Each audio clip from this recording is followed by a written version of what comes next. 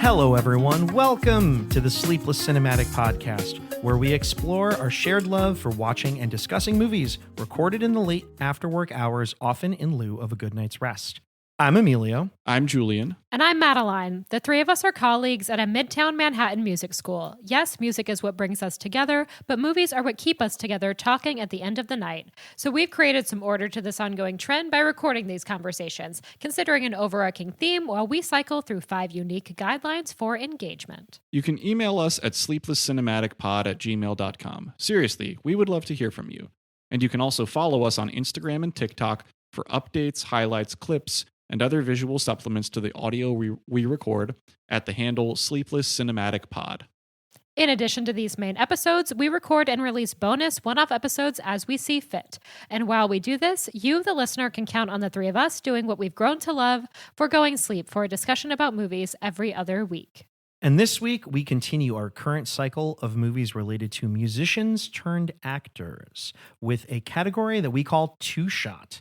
This is where we focus on 2 movies with some striking commonalities, some obvious, some not so obvious, maybe this time around more not so obvious, and discuss their themes, characters, and other salient details that stood out to us. And for this episode, this is quite an interesting pair. Buckle up, everyone. Yes. The first of those 2 films is A League of Their Own, the great 1992 sports drama film about women's baseball in the 1940s.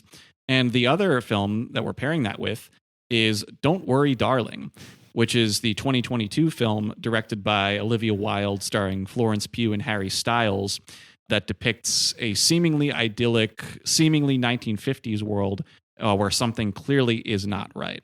That's true. And A League of Their Own features a performance from Madonna, who is probably one of the best known musicians, right, of the last 40, 50 years. Yeah. Easily. And Don't Worry, Darling has a performance by one of the more recent well-known pop stars, Harry Styles. So, Yes. And our guest this week is a very special one because I can guarantee that no guest we've had before has known me as long as she has. Before I can even remember, I was following her around unsuccessfully trying to do whatever she did.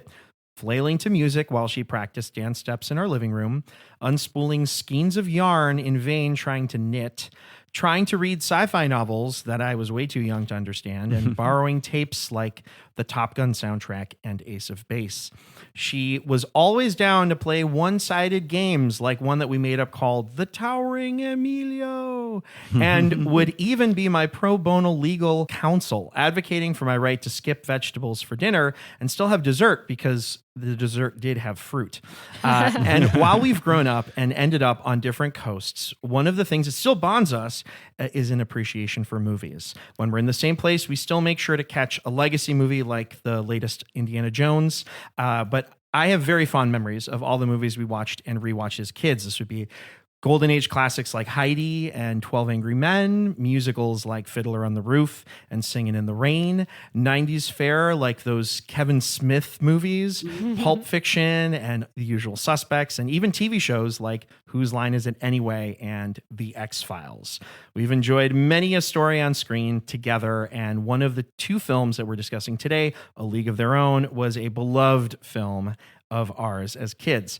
Madeline's brought her dad, Richard, onto the pod. Julian's brought his cousin, Sylvie, onto the pod. And now I am tagging in a family member to join us too. I have called her Minatayo and even inexplicably Akao in the past, but we will all refer to my sister by her given name for the rest of the evening. Maria-Elena, welcome to the Sleepless Cinematic Podcast. Welcome. Welcome. Hello, hello. We're so excited to have you. Very glad to be here. Long-time listener, first-time caller.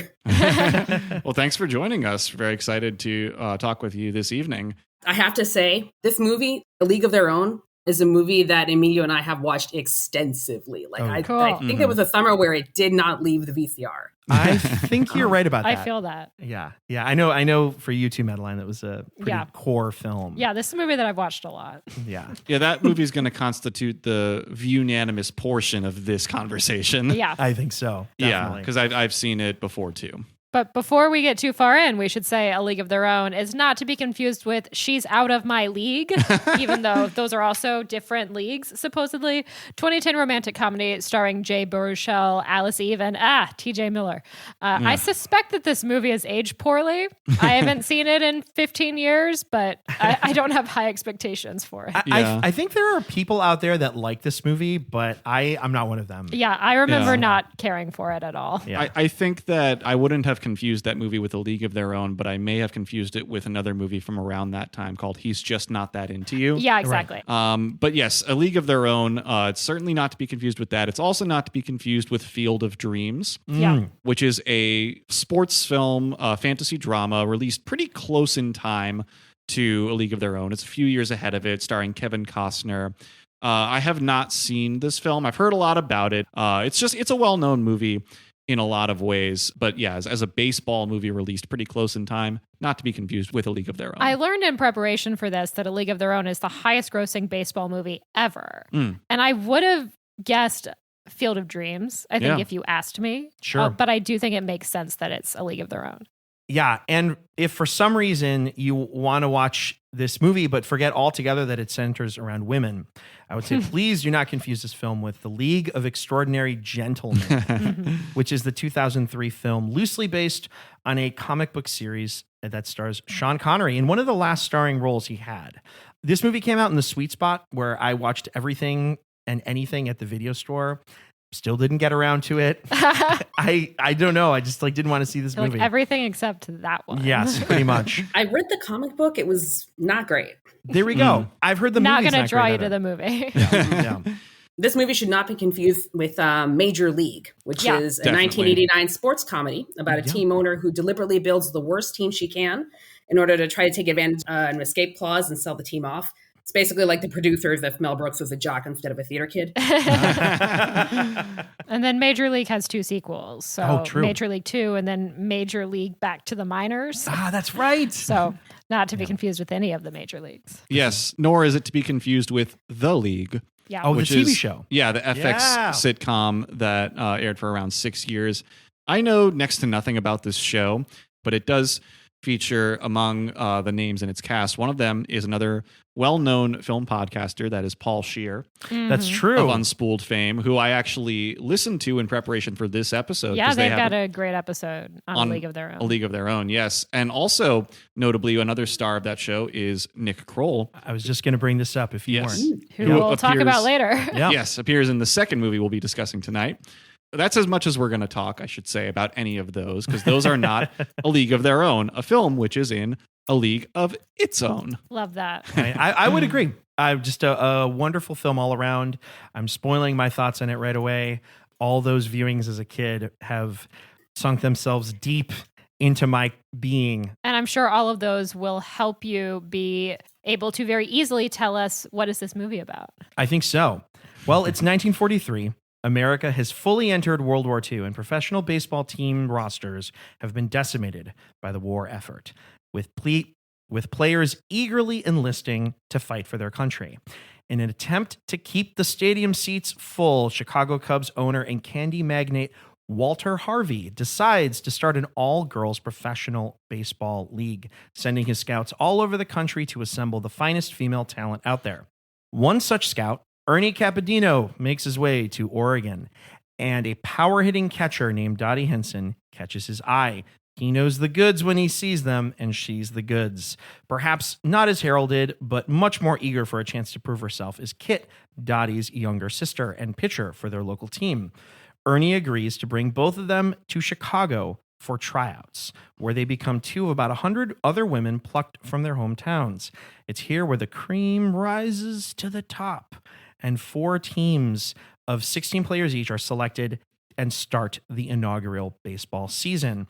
As pitcher and catcher for the Rockford Peaches, Dottie and Kit begin an unforgettable journey, one that tests the bonds and limits of their testy sibling rivalry, solidifies a sisterhood with their fellow players, and also represents a commitment to a game long since considered just a man's sport. Excellent. Yep. Very cool. I just gave a summary about this film, but I want to read to you what the blurb on the back of the DVD is. And I want you to tell me if you think this is an accurate representation of this film, here we go.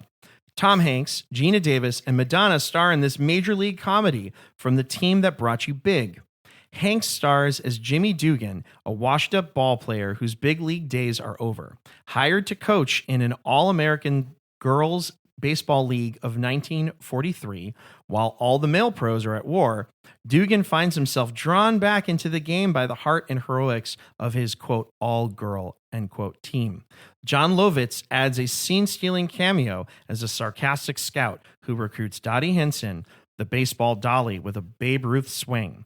Teammates Madonna, Lori Petty, and Rosie O'Donnell round out the roster, taking the team to the World Series, based on the true story of the pioneering woman who blazed the trail for generations of athletes. A League of Their Own is, quote, a home run.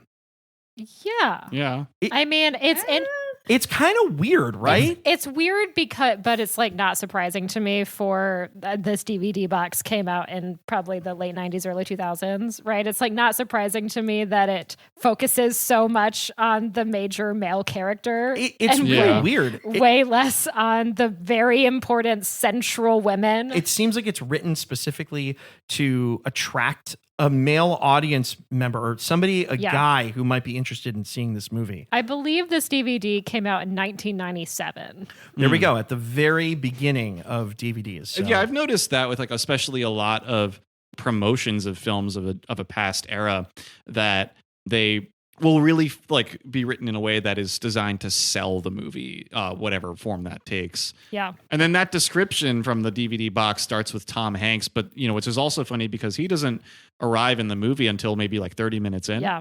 Yeah. It really makes it sound like his movie, which is just, for this particular movie, is just so ironic. Yeah. Definitely. I was going to say, that's kind of the reason I brought it up. True case of him being a best supporting actor.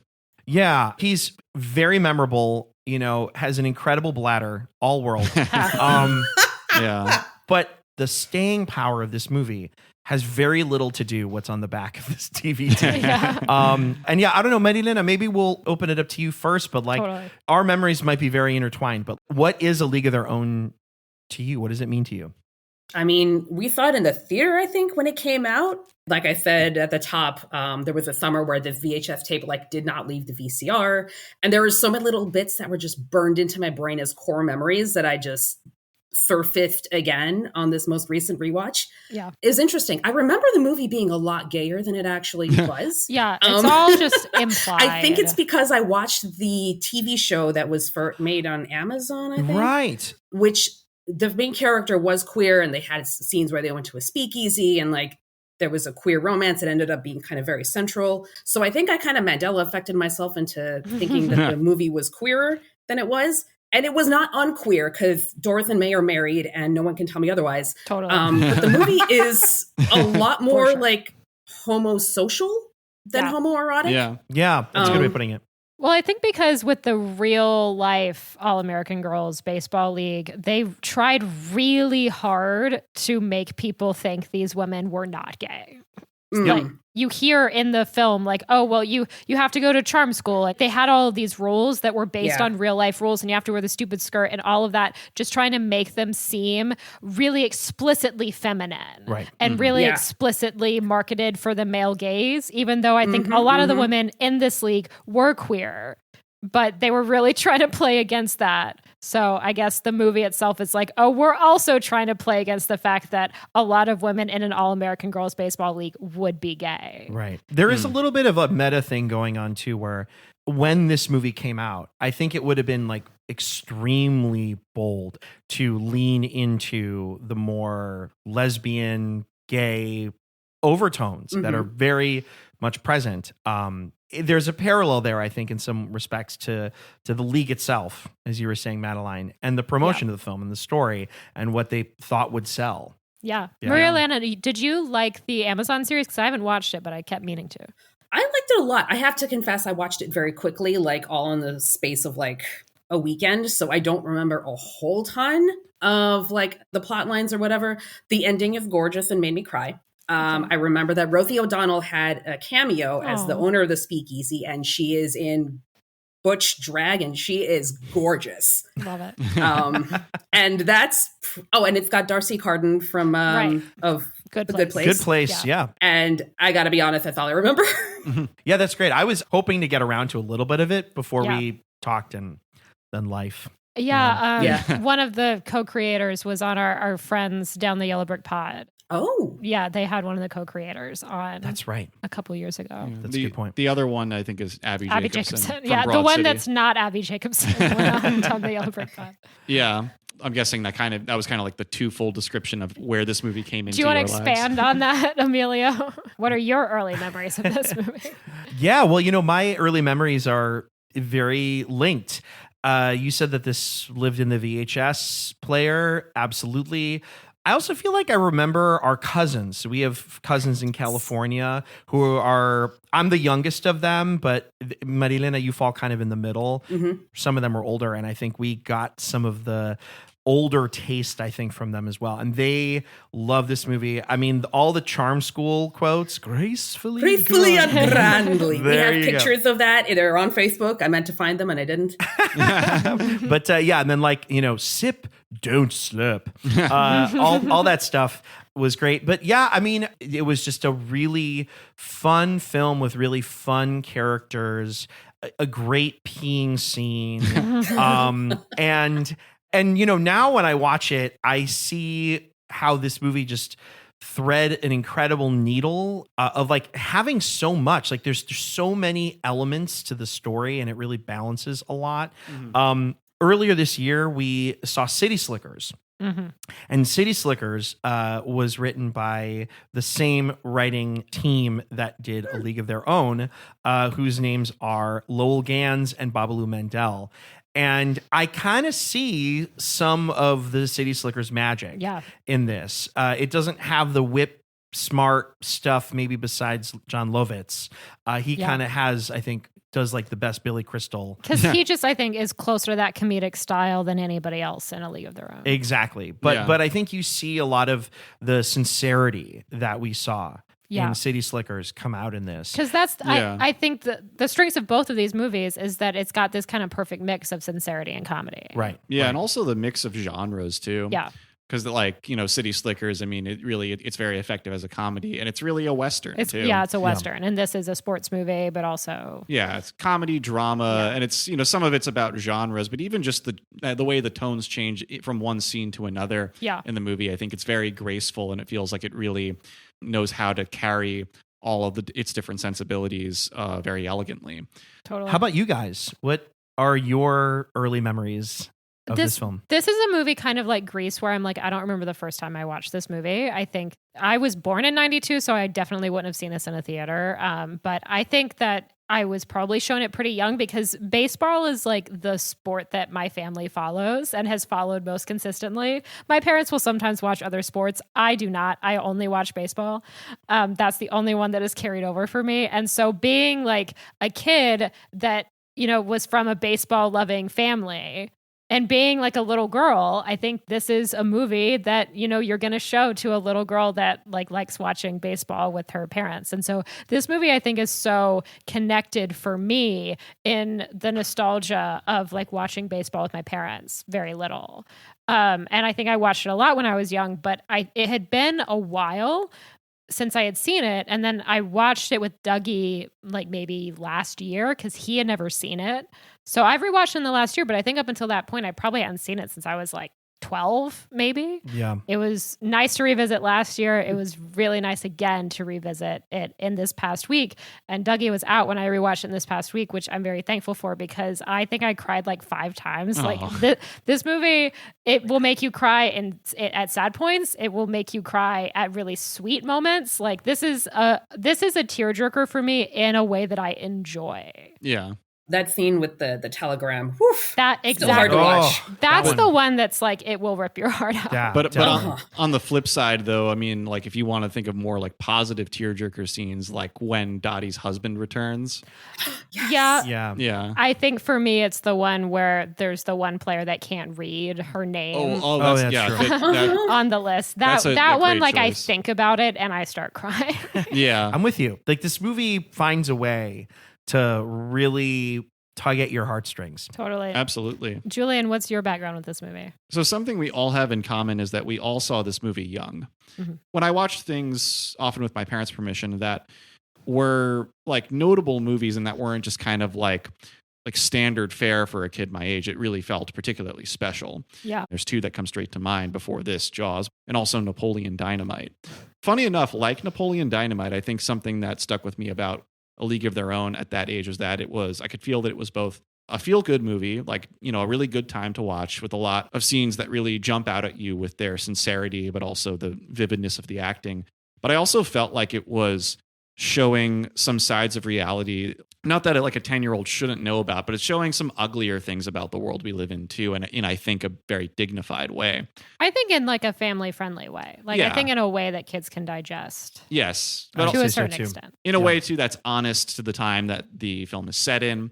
Whether it be like the efforts against institutional sexism at that time, but also just a lot about the Jimmy Dugan character, Mm-hmm. the drunkenness, but also the language of a lot of the characters. Yeah. I mean, one scene that I remember really being a standout in that regard at a young age is when Kit finds out that she's been transferred to the Racine team and just screams at Dottie, "You bitch!" Yeah. Yeah. I think the other one that jumps out to me is when in that iconic scene of Dottie and Jimmy doing the signs and he just breaks and is just like, who's the goddamn manager here? Right. Yeah. But I think tellingly, the response that she gives him is very of the time. The calling him a lush dials it back to PG territory. Yeah. Yeah. I just also want to say that the clip from the peeing scene is in the pre-roll at Syndicated, which is a movie theater in Brooklyn. They're one of those kind of Alamo Drafthouse style, like you can order food during your movie kind of places. So it's kind of giving you, giving you the instructions on how to order, and then also like restrooms this way. Like here, okay. Here's the clip of Jimmy, and then also when it's talking about how to pay at the end of the night, it gives you a clip from Set It Off, which is another movie that we considered for this cycle that we just eventually decided not to cover. But that's the only thing I know about Set It Off is like it has the scene where they have all the money spread out. And that's in the pre-roll at Syndicated. I hope someday we all know more about Set It Off at this table. Yeah, we'll get back to that. Yeah. But yeah, so A League of Their Own, I mean, it's a movie. I enjoyed it a lot watching it as a kid. I enjoy it a lot revisiting it as an adult. But there's a lot that I pick up on now that I didn't pick up on then. I feel like, when you watch things on TV as a kid, it's often the earlier part of the movie that sticks with you a bit more than the later part. So that's more where I felt like I had some blind spots. So as a kid, I can't remember if I thought that the woman who plays older Dottie was Gina Davis in makeup or not. Yeah. Did anybody as a kid think that they were either different people? Because I think for me, I was like, whoa, they really nailed that casting from a visual perspective. Well, I think that they trick you kind of because Gina Davis is dubbing in her own voice. And I think that messes with you. Because I do think this casting is effective. I do think this woman kind of looks like Gina Davis and is definitely styled like her makeup. Like she looks like Gina Davis. Yeah. But it's also the fact that you're hearing Gina Davis's voice come out of her mouth. So you're like, well, is it? I am today years old. Isn't that weird? That is wild. I'm going to have to find that and watch it on mute and see if I still think that she resembles Gina Davis. Yeah. Oh, that's a good way of doing it. Yeah. There's something about the opening of this movie. You're like, how did they do that? Yeah. And it's funny because from an acting perspective, I feel like there's like a little to be desired in her performance, but God, from a resemblance perspective, they absolutely killed it. And now I know why. Thank you, The facial Madeline. structure is on point. Yeah. Yeah, I think that's true of all of the actors cast as the older versions of the characters too. I think particularly hers. Yeah. I know what you mean, though. Some of them are better than others, but and then now we're here 30 plus years later, and you see what Gina Davis looks like now, and you're like, she's not as old yet as I think the woman who played old Dottie, but you're like, she's getting there, and they look alike still. Yeah, they really do. We're talking a lot about the casting of this film. And of course, we're including it in this episode cycle because of its requisite musician turned actor, Madonna. And, especially because that phrase includes the word turned, musician turned actor. Now, we've discussed in the past episodes of this cycle, Alana Hayam and David Bowie were making their acting debuts in the movies we discussed. And then in the previous movie that we discussed, Moonstruck, Cher is a little while into her acting career too. And now A League of Their Own features Madonna in, I think, a similar place in her acting career because this is far from her debut.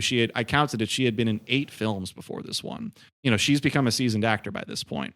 But I think what's interesting about A League of Their Own is that the film really is an ensemble piece. Definitely. And, Madonna's in the film, casting someone like her and, the way that her character, All the Way Mae, is written, she's clearly meant to stand out. Mm-hmm. And yet the film knows when to feature her and when to let her blend in with the rest of the cast in a way that I think strikes a nice balance. And so what do we think of the film featuring a celebrity like her in this supporting role?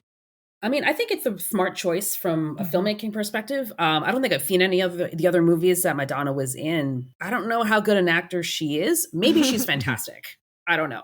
But if she's not, and if anyone in your movie isn't an actor by trade, don't make them try to carry the entire movie on their shoulders. That's just setting them up for failure. And the way this movie came out, it's probably great from Madonna's perspective. She gets to look glamorous and sexy. She gets to show off her physical ability because dance training prepares you for pretty much any movement you do afterward. Mm-hmm. She gets to be in a movie with an amazing stacked cast and doesn't have to worry about memorizing a ton of lines or managing her character arc. She doesn't have to look like an amateur actor. I mean, if that was me, I'd be having a great time. Yeah. Yeah, I know. 100%. Yeah. I love the description that you gave for it because it really makes it sound like the perfect role for her. Yeah. I mean, this role almost feels like it would be written for her. I mean, it's not, but I think she fits the role so perfectly. Yeah. I couldn't agree more. It's that thing of she's the sexually liberated one of the group, which I think fits really, really well with her public persona. You kind of come into this movie and you're like, oh, of course Madonna's playing this. I was listening to another podcast, the Rewatchables podcast. I listen to this as well. And they mentioned that Marissa Tomei was also she was up for something. She was probably up for this, potentially this, and this is a notable year for Marissa Tomei, because she ended up being in My Cousin Vinny. Yes, could you ask for a better choice? Yeah, totally. Exactly. The defense is wrong. The defense is wrong. The casting is not. It also seemed like maybe at some point the rumor was that she would be considered for Kit, which would be bad. I think so too. Bad casting. Yeah. And I also think the arc that Mae has throughout the movie, there's conflict in this movie, but she doesn't really seem to bear the brunt of the worst aspects of it. No, it's not always a joyride for her, but most of the time when you see her, she's enjoying herself. Definitely. Yeah. I think in particular of that dance sequence at the Roadhouse. We got to talk about this. Yeah. Mm-hmm. What a sequence. Yeah. It's so fun. And I don't think they'd include that if Marissa Tomei was playing Mae. Exactly. Marissa Tomei. Exactly. There we go. But I think as a kid watching, I was just like, oh, cool, wonderful choreography, and it's just a giant party, and they're all having fun.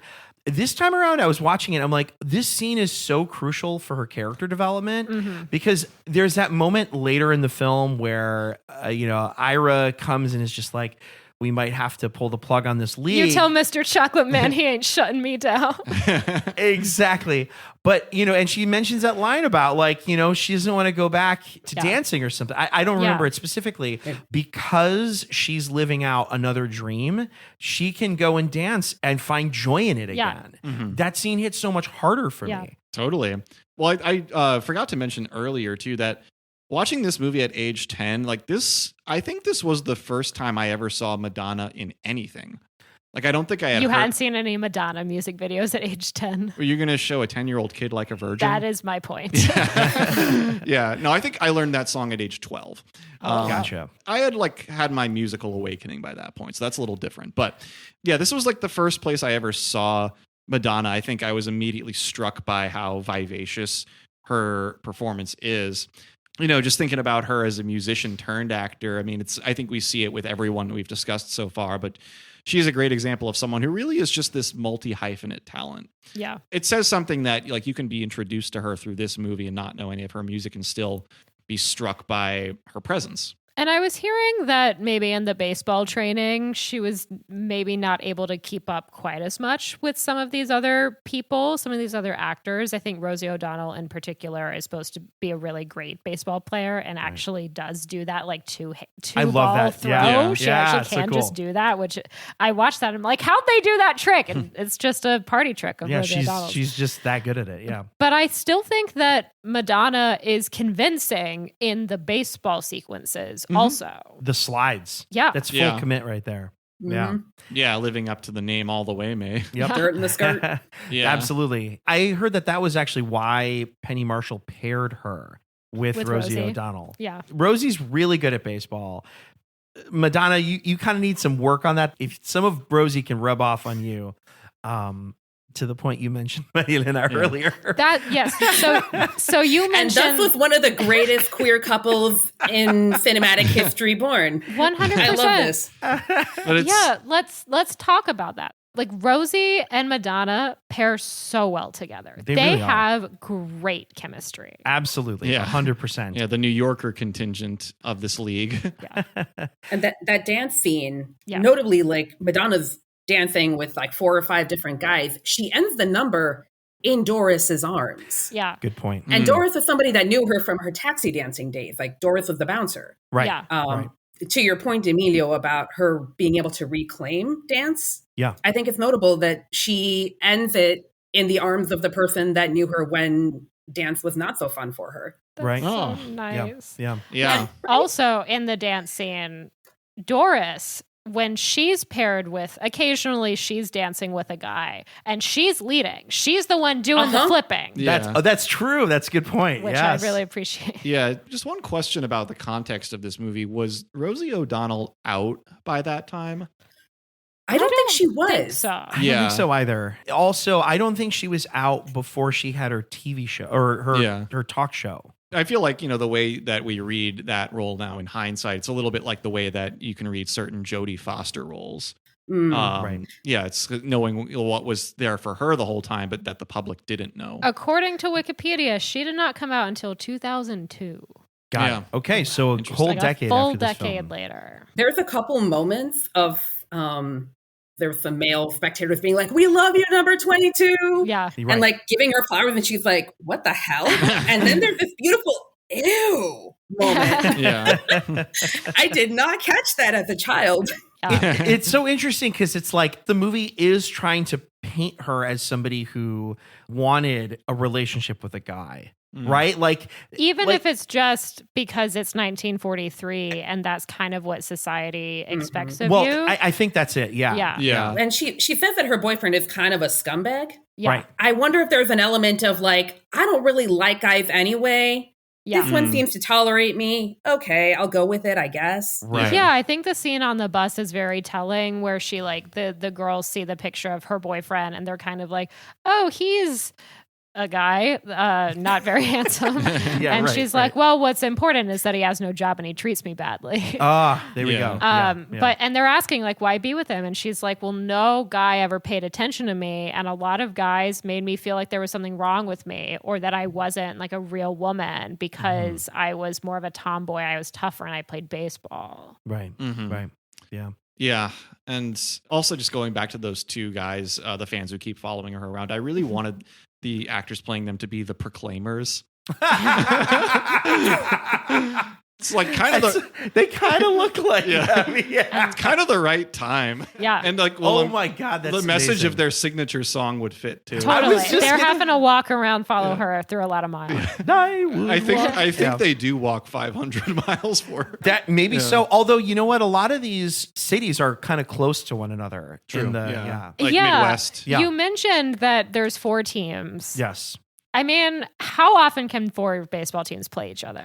Well, you're the Yeah. one who follows baseball a little more than I think Julian, you and I. Yeah. I guess for that time, I don't know how many teams there were at that time. That's true. I know that like today you have like you have two different leagues, and then Right. each of those leagues have, I think, 15 teams. That sounds right. And It's they're like basketball. they're yeah. divided into divisions of 5 teams. Right. But you don't just play the 5 teams in your division. Like you Right. play everybody now. Right. So I yeah. wonder, were there other Mr. Harveys in the Yeah. Rockies, in Florida? Interesting. Because yeah. also it's like if you're just playing the same 4 teams and then it's like now it's the World Series, but it's like the Midwest Series. Yeah. I don't True. know. Yeah. Yeah. In reality, there were 10 teams That's in the right. All-American Girls Professional Baseball League, and they were all located in the Midwest. I saw that as well. It's like they're all within, I don't know what, probably And 500 miles of each And other. I believe in the first year there are only 4. Yeah, I think so too. Yeah. Yeah. Yeah.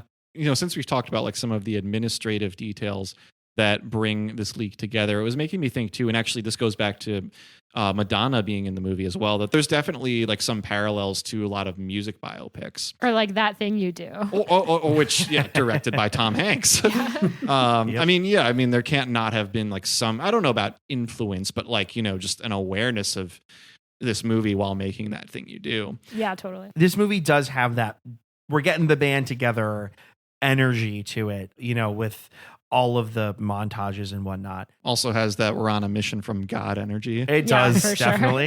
Yeah, but, you know, partially because Midwest, Chicago.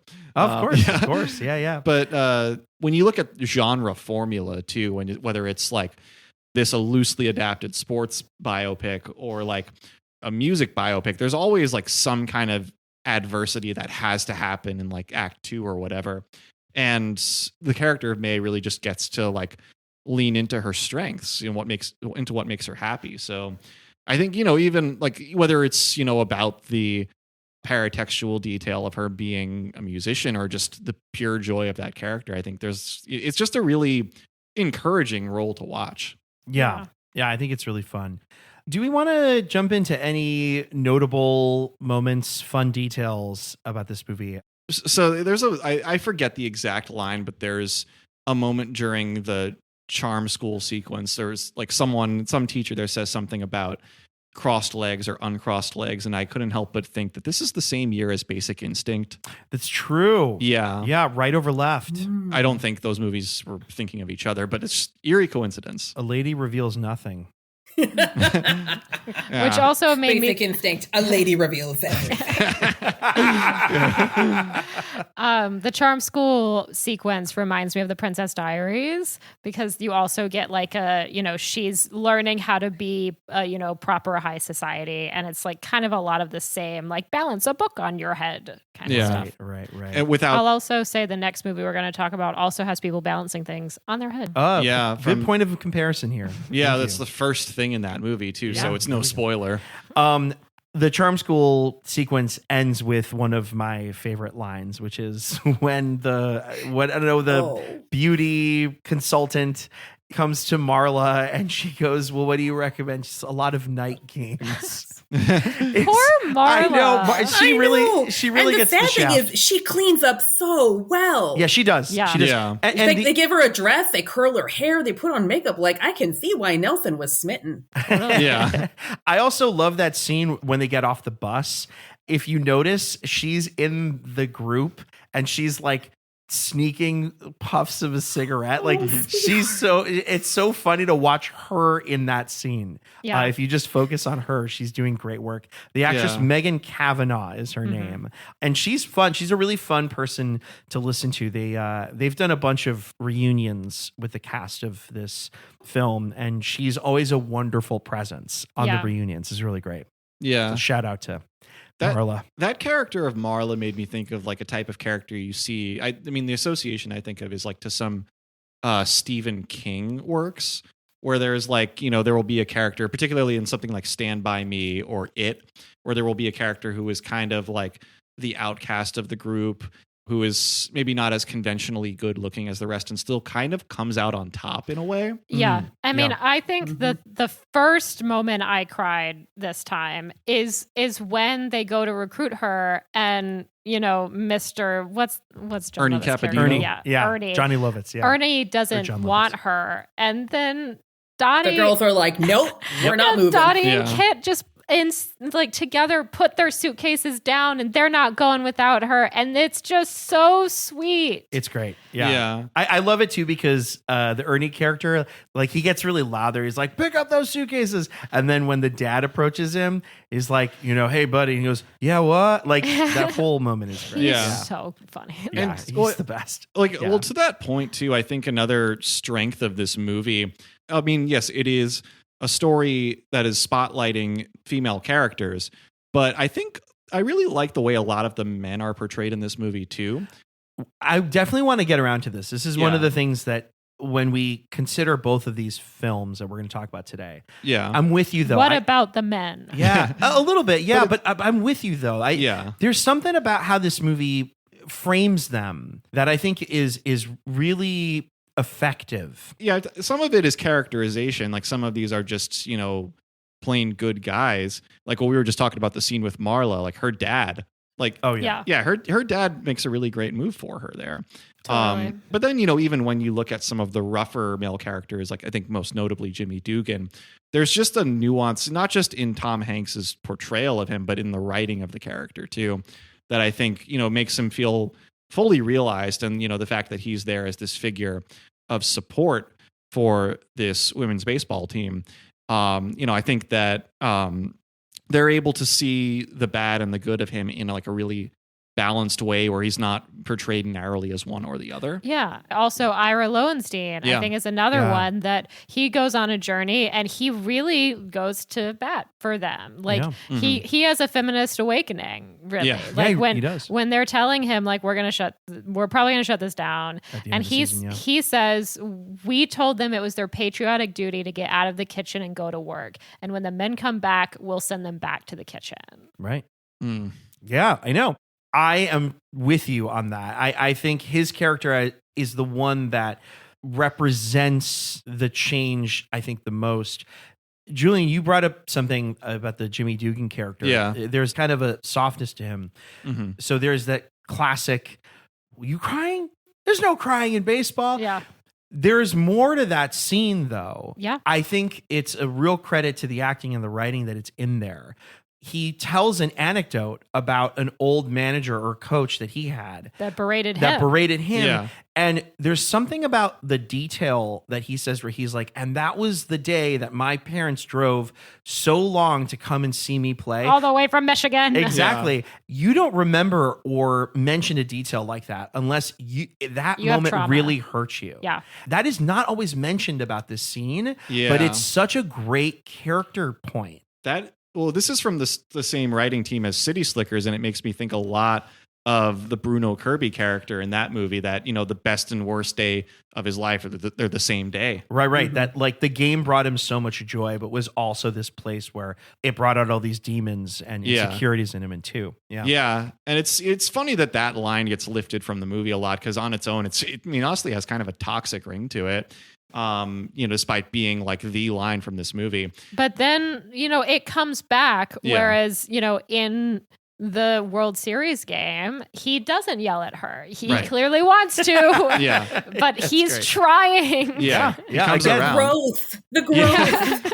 Yeah. The bar is so low. Yeah. That is true. Yeah. In watching, Tom Hanks's performance here, I mean, I knew I was reminded of some other characters in film and television while watching it. I couldn't place it at first, but I thought of two who I could pin down. One of them from a more recent movie was Tony Lip in Green Book. Oh, you know what? Yeah. I thought of Green Book a little bit watching A League of Their Own. Yeah, and Ooh, I do think that A League of Their Own is a much better movie than Green Book, but still, like the way that Viggo Mortensen plays Tony Lip in that, I think there's a lot of parallels to draw, in that, like especially that, like Tony Lip in that, as he begins in that movie, is kind of like a pretty unclean character. Right. Mhm. It just is like kind of gross to people around him, which is also true of Jimmy Dugan. But then there's this real coming around that happens in both movies. And then the other character that I thought of a comparison to is a very recent character in general pop culture is Richie on The Bear. Oh, so I Okay. haven't seen The Bear. Yeah. I see what you mean, for sure. Yeah, who's this kind of like rough around the edges character, but really like when you get down to his core, has a really sweet, sincere drive to him. And he has a lot of growth. Yeah, there's throughout the also, show. I won't spoil the exact scene, but there's also a scene that's kind of before his period of growth where someone is crying in the restaurant where he works and he's like, she can't cry in here. Yeah. Some real Jimmy Dugan energy. Yeah. Maria-Elena, how about you? Was there any notable scene or moment?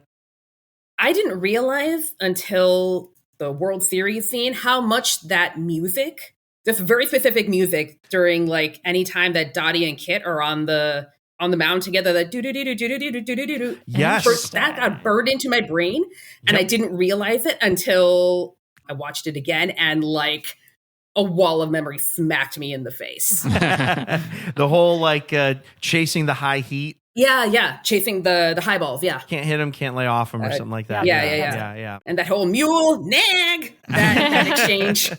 Yeah, no, and it's kind of classic sports film music. Yeah. Just to ramp up the intensity. You're like, oh yeah, for me, it's like I'm 7 again or something, and we've watched this for the 100th time. Yeah, and in an earlier game, the game where Kit still is with the Peaches and she gets pulled out, as you know, Dottie advocates to pull her out of the game. That's right. That's where she gets like hosed off in the showers. Exactly. And I kind of watched this and I'm like, hey, people get pulled out of games all the time. But I was reading, apparently at this time, pitchers were expected to pitch a whole game. Right. And whereas today, if you don't really know baseball, pitchers normally will pitch a few innings, sometimes less than that. Right. Pitchers do not pitch an entire game straight through today. That does not happen because pitching is really tough on your body. Right. Yeah, the sabermetrics era has told everybody like. But apparently low at that pitch count. time, a pitcher was expected to pitch the entire game. And if you're getting pulled out, then that actually is a really bad sign for you. Yeah, so it's like you watch this as maybe a modern baseball fan and you're like, hey, Kit, get over it. This happens to everybody. And you still kind of feel that. You're like, Kit, calm down. It's not a big deal. But apparently it was kind of a big deal at the time. Right. Well, and it's also paired with the sibling thing of it all, where she's like, this goes deeper than just my ability to throw today, you know? This is going back 20 years. Oh, totally. Exactly. One thing I was thinking about is the Dottie-Kit dynamic in kind of contrast with the Doris-Mae dynamic, because these are two pairs that are coming in with like history. Right. Like most girls joining these teams are coming on alone. They don't know each other. Yeah, we don't see anybody else that's coming on like with a sister or with a best friend. I think when you compare the tension between Dottie and Kit to the love between Doris and Mae, I think it's very interesting to contrast the two because, you know, Doris and Mae are not connected by blood, but their connection and their love for each other feels so much deeper. Right. And they're so much more trusting of each other in contrast to Dottie and Kit, who are, you know, we know how they are. Yeah, that's true. Honestly, getting traded was the best thing that could ever have happened to Kit and to Dottie, to their relationship. It finally gave them space. They should not have been on the same team. That's a good point. No, they shouldn't have. That's a very good point. Yeah. Let me ask you guys this, because I feel like this is like one of the things that always comes up about this movie. Does anybody have any specific opinions about the ending? Did Dottie drop the ball? Was that on purpose or not?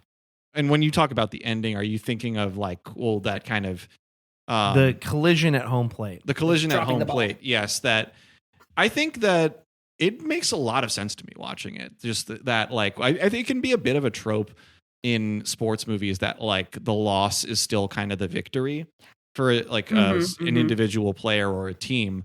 The Peaches' loss is the Belle's victory. Yeah. But I think, you know, the fact that Dottie and Kit are connected by blood, in my opinion, makes it a victory for everyone. Totally. Yeah. So I think what you're referencing is that there is a long-standing debate of whether or not Dottie dropped the ball on purpose during the collision. Did she drop it? Like, you know, they're colliding and she drops it by accident as it's portrayed in the movie? Or does she drop it on purpose to let Kit win?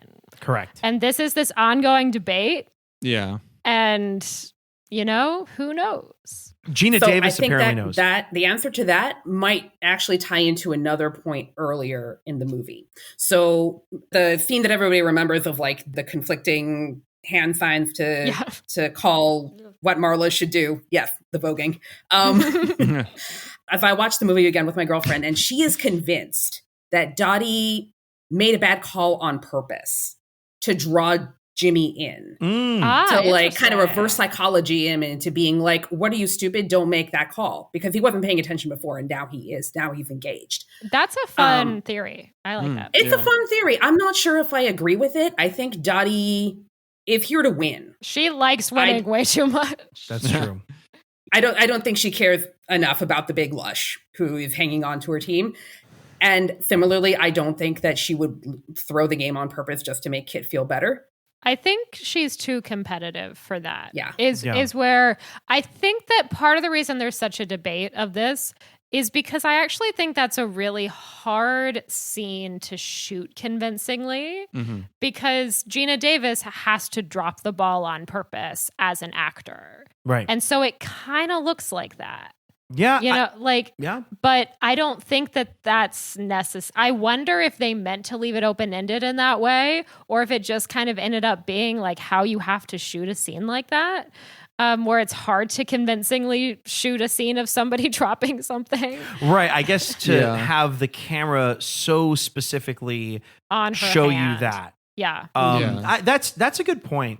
I was thinking about the very beginning of this movie, because the very beginning of this movie, when Dottie is the older version and she goes to the two grandkids. Yeah.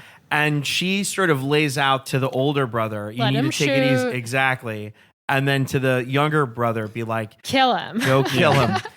There was, to me, I read that opening potentially that Dottie has some sort of open-mindedness that like the game is bigger than just the score. Yeah. And that there's something to the younger brother feeling like he's more on level with his older brother.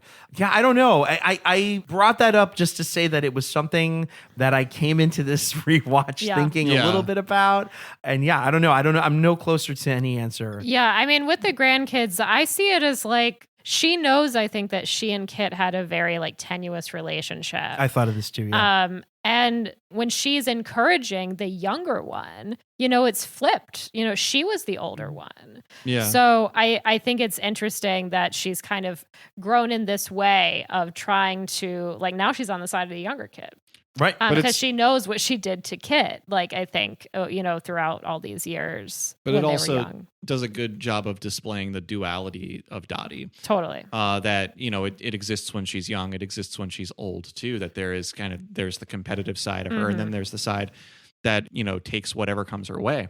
Yeah. That's one of the interesting things about this movie, too, because if you look at A League of Their Own, just as like, who's the main character of this film?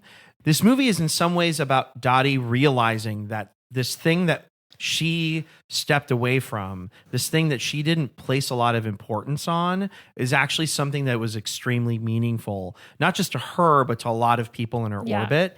In some ways, this movie is Dottie's journey to understanding that she was part of something really special, and that while when she was at an age and a time in her life when she could have committed more fully to this and decided to go the other direction, that there was something really wonderful to the thing she stepped away from. Totally. Yeah. And the last thing I want to add to that before we wrap up is that, Betsy Yoakum was the last living member of the inaugural season of the All-American Girls Professional Baseball League, and she died very recently. She passed away on May 31st of this year, so less than a month ago, in South Bend, Indiana, at the age of 104. Wow. She is not in the film, but she did attend the actual opening of the exhibition dedicated to the league at the Baseball Hall of Fame, which is recreated and reenacted in this movie. Wow. So cool. Wow. Incredible. Yeah. Well, Madeline, I'm so sorry. It sounded like you were about to say something. Was there something you wanted to add? Yeah, Emilio, you kind of brought it home for me. Kit represents the road less traveled. She represents that decision point where Dottie had a choice whether to pursue a career in baseball or to go back to Oregon and raise a family. Kit represents the choice that she didn't make. Yeah. And the framing That's a device good is point. all about kind of reintegrating this wacky summer that she had, like reintegrating that into herself. And the reunion with Kit, I think, kind of like really ties that together. Totally. Yeah. I Yeah. love that. Yeah, and I also just have to point out, Maria-Elena, that you just very fittingly used the term "brought it home." Yep. Yeah, it's easy to make baseball puns in general, but especially for this conversation, they fit. I would say Yeah. so too. With that framing device, I kept thinking that like the movie that is the kind of the opposite, the flip of A League of Their Own, is Saving Private Ryan. Another Tom Hanks vehicle. In the lead, but that framing device in particular made me think a lot about it. Okay. But also that it's set around the same time. It's about the men overseas fighting the war. There we go. Yeah. Or maybe the flip of this movie is the next one we're here to discuss. Are we ready to transition into Don't Worry, Darling? I think it's definitely time for us to go there. Talking about this movie has been so fun. And, before we get deep into it, I think our opinions about this next movie are going to be different. Doesn't mean that talking about it won't be fun. That's This is true. a good point. Yeah, Don't Worry, Darling is the film that we are about to discuss, which before we go all the way into that territory, it is not to be confused with other films such as Darling, the John Schlesinger film from, I think, 1965 that won Julie Christie an Oscar. Emilio, you've mentioned this film several times before on the podcast with a strong recommendation. I still need to see it. Yeah, both Darling and Don't Worry, Darling are movies that take place in a yesteryear decade. There are a lot of great outfits in both these movies. Both movies have a scene where a female protagonist is being driven around at high speeds by a male lover. And okay, this might be TMI, but both movies suggest the same sort of sexual act is taking place. And I would say that that is something extremely rare for the time that Darling was released. But John Schlesinger was a really interesting director when it came to progressive Totally. issues on camera. And so, yeah, Darling, good pick here, but don't confuse Don't Worry, Darling with Darling. And definitely don't confuse it with The Matrix, which Oh, is yeah. the other impeccably costumed movie about people living in a computer simulation that glitches occasionally and uniformed men chase you down and try to kill people questioning the simulation. Definitely not The Matrix. Yeah. That's a good point. Yeah. There are a lot of movies that this movie was either heavily inspired by / maybe ripped off a little bit, or just made me think of constantly. And this movie is not to be confused with the movie I've seen, and I think Julian has seen, which is Vivarium.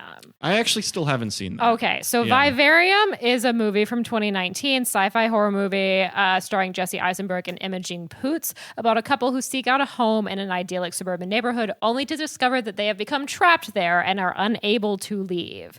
Now, this was a movie that a former coworker and friend of ours, Shannon, was obsessed with in a way that she was like, this movie sucks, but I can't stop thinking about it. Somebody else watch it so I can talk about it. So I watched it and I was like, this movie sucks, but now I can talk to you about it. I thought about that movie while watching this movie. I'm not going to go recommend that movie, but if you really liked Don't Worry, Darling, maybe check out Vivarium. There are some similarities. Okay. That's great. I actually think that these movies could absolutely be mistaken for one another because they share a same central character's name. The movie Alice Darling, which was from the exact Look at same that. year. Yeah, a film directed by Mary Nye, and it stars Anna Kendrick. Also about a young woman named Alice who is in an abusive relationship and struggles to finally break free from that partner. Yeah. And Yeah. speaking of Alice's, she does not want to live here anymore. So this is not to be confused with Alice doesn't live here anymore. Good one. Very good. Oh, Yeah. that's wonderful. Well, she doesn't want to live there. She doesn't not live there, at least in what we see. But this is an unusual thing for not to be confused. We frequently state that the movies we're discussing are not to be confused with previously released films, but Don't Worry, Darling is also not to be confused with an upcoming release called Honey Don't, Right. which is the soon-to-be released film, as of this recording, by Ethan Coen. Yes. Yes, Right. the second in his so-called lesbian B-movie trilogy. Yes. After Drive Away Dolls. Yes, to Taking follow notes, Drive Away taking Dolls. notes. What was that? Yeah, she I'm said taking notes. Don't mind me. Yeah, and it's co-written with his both writing and real life partner Trisha Cook. I was thinking about that movie watching this Yeah. because when Chris Pine comes on, Dougie is like, I'll bet Chris Evans could have also played this part. And I'm like, are you just thinking that because we've seen the Honey Don't trailer so often recently? And it seems like maybe kind of a similar character in some ways. Yeah, I would have loved to see Chris Evans's take on this. Yeah, totally. Yeah, I feel like a lot of like recent Chris Evans casting has been like very anti-Captain America. Oh, I think as soon as he got out of the Marvel machine, he's like, cast me in characters that could not be more different, please. Yeah. Well, we've clarified that we are not discussing any of these other movies, but we are discussing Don't Worry, Darling. Yes. Julian, what's this movie about? So, in this film, it appears to be the 1950s, and Alice and Jack Chambers are a married couple living in the fictional development of Victory, California, among many other couples leading what appear to be very similar lives.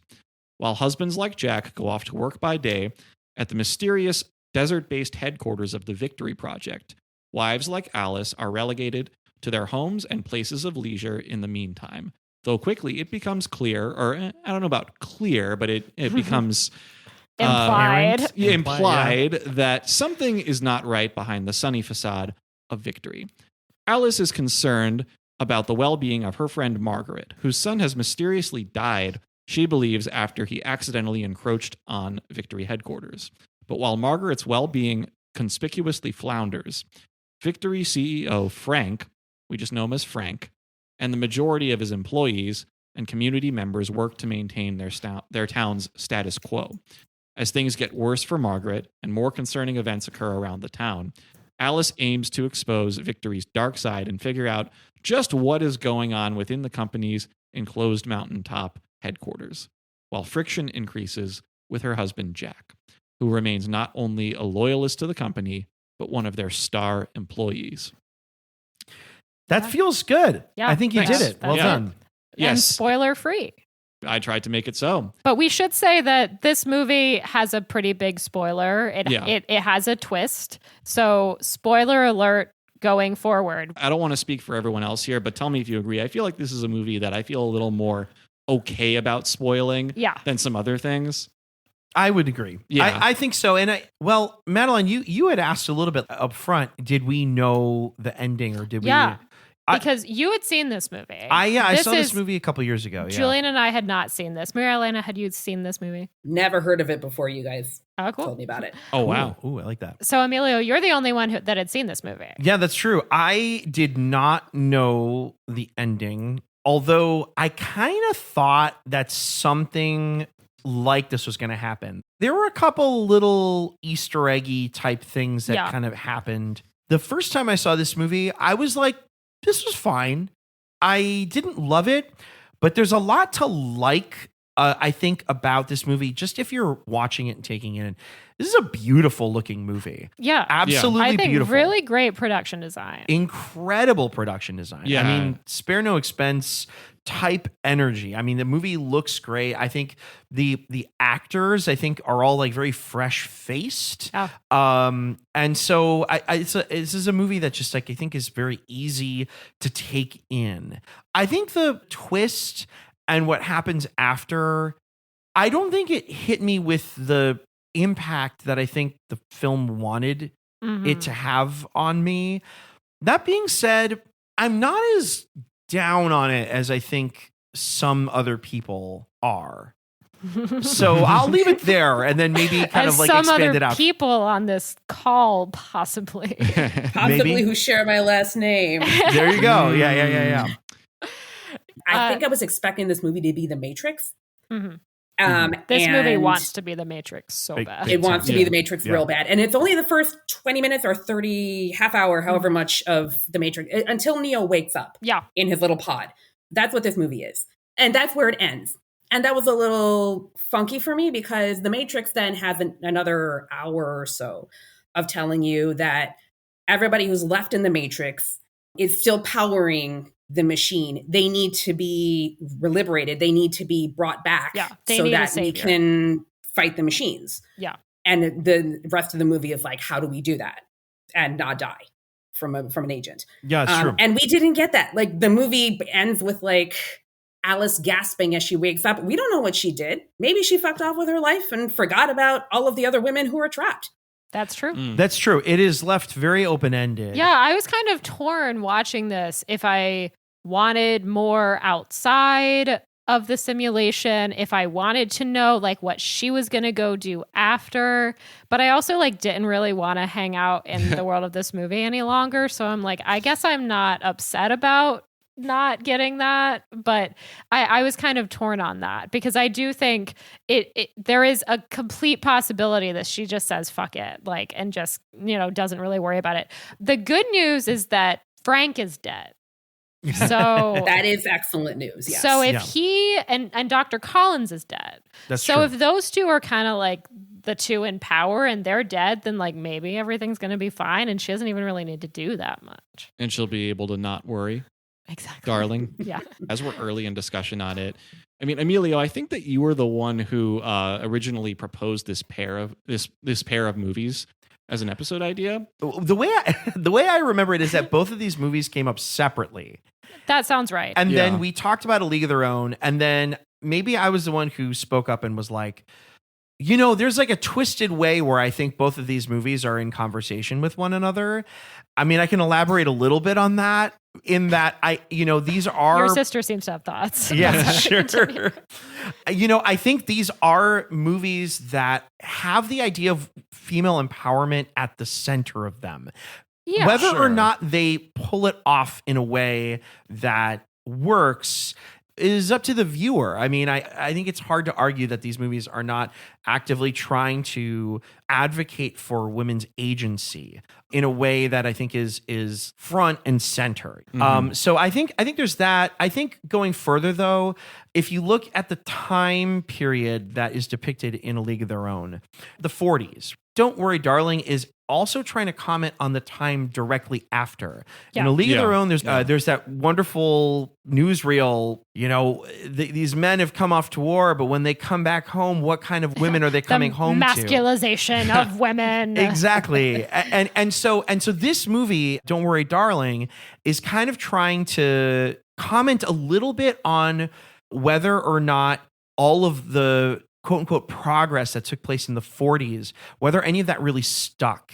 And maybe this isn't like necessarily a good faith representation of that, or it's too surface level. But just the same, I think there is something about what these movies are trying to comment on about this particular time and how we remember them now. Or also to suggest that our present is not so far removed from these past times. Exactly. Yeah. Exactly. Right. Okay, yeah, I like that. I mean, I watched this movie twice. I was curious if you guys knew the twist going in. Maria-Elena, I found it so interesting that you really didn't know anything about this movie because I didn't know the twist, but I knew the gossip. Yeah. There's a lot of gossip Which about is this that movie. this movie has like a lot of drama on the set and then also in like the press tour in particular. Yeah. And just to give like a quick snapshot of that, a few of the rumors are one that first Shia LaBeouf was cast as Jack rather than Harry Styles, and that he exits the movie either because he was fired by Olivia Wilde, which is what most people connected to the movie say, or I guess that he left willingly and Olivia Wilde like begged him to stay and kind of tried to throw Florence Pugh under the bus, which is what Shia LaBeouf says. And what There's there is audio also like audio evidence of it, unfortunately. So that's one thing. There's also the fact that Olivia Wilde is going through her divorce from Jason Sudeikis at this point and that she is hooking up with Harry Styles Yes. on the set of this Whoa. movie. Yes. And then also at the Venice Film Festival, Harry Styles spits on Chris Pine. Oh, Yeah. yeah, that's right. Ooh. I forgot Yeah, about that. I think the video was a little ambiguous. It was a little bit like, is the dress blue and black or white and gold? It's very much like, what are we Yeah. seeing here? It to sure looks like interpretation. Harry Styles is spitting Yeah, on but the back of Chris Pine's head. The fact that that's And a possible... coming off of a pandemic, that was Ugh, yeah, That was let's true. not mix saliva. Yeah. yeah. Yeah, and this movie also came out at a time when like Harry Styles was a very present, abundantly present entity. Not that he isn't now, but he was like on a huge tour at that time too. Yeah, exactly. Yeah, this movie, like it was a real hot topic for a while, like up to and I think during its release. It came out about 3 years before this recording. I was curious about it at the time. I think many film goers were, but I decided not to see it then because it seemed like, well, in part because of that gossip. And it just seemed like the reviews were not very favorable of it. Yeah, I just I meant to see it and didn't really get around to it until this past week. But so all of that and the fact that I know there were pretty mixed to negative reviews of this movie, I feel like all of that colored my watch a little bit. Sure. I like to think of myself as somebody that can watch a movie and not have any outside forces really affect my opinion. But I think it's really difficult to do that and go into something with a totally blank slate. Yeah. So I'm conflicted on how I feel about this movie. I think that it's going for some interesting things, but I think that there are a lot of flaws in this film. Mm-hmm.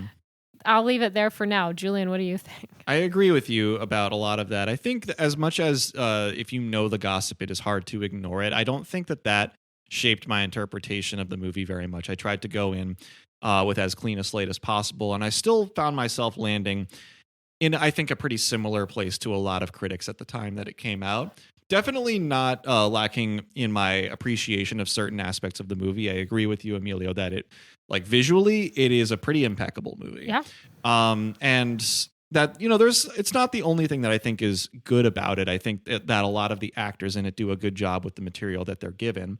That being the operative term, because I think that a lot of them are pretty underserved with the way their characters are written. Yeah. So I think it is a kind of misguided movie made by some very capable people. Yeah. I think that even some of the performances don't really work for me. Yeah. I don't like Chris Pine in this. Oh, interesting. I think he's kind of one note in this. And maybe that's the point. But I just felt like Dougie suggested Chris Evans. And I was like, Well, I read that Olivia Wilde based him off of Jordan Peterson, who is a very one-note human being. Yeah.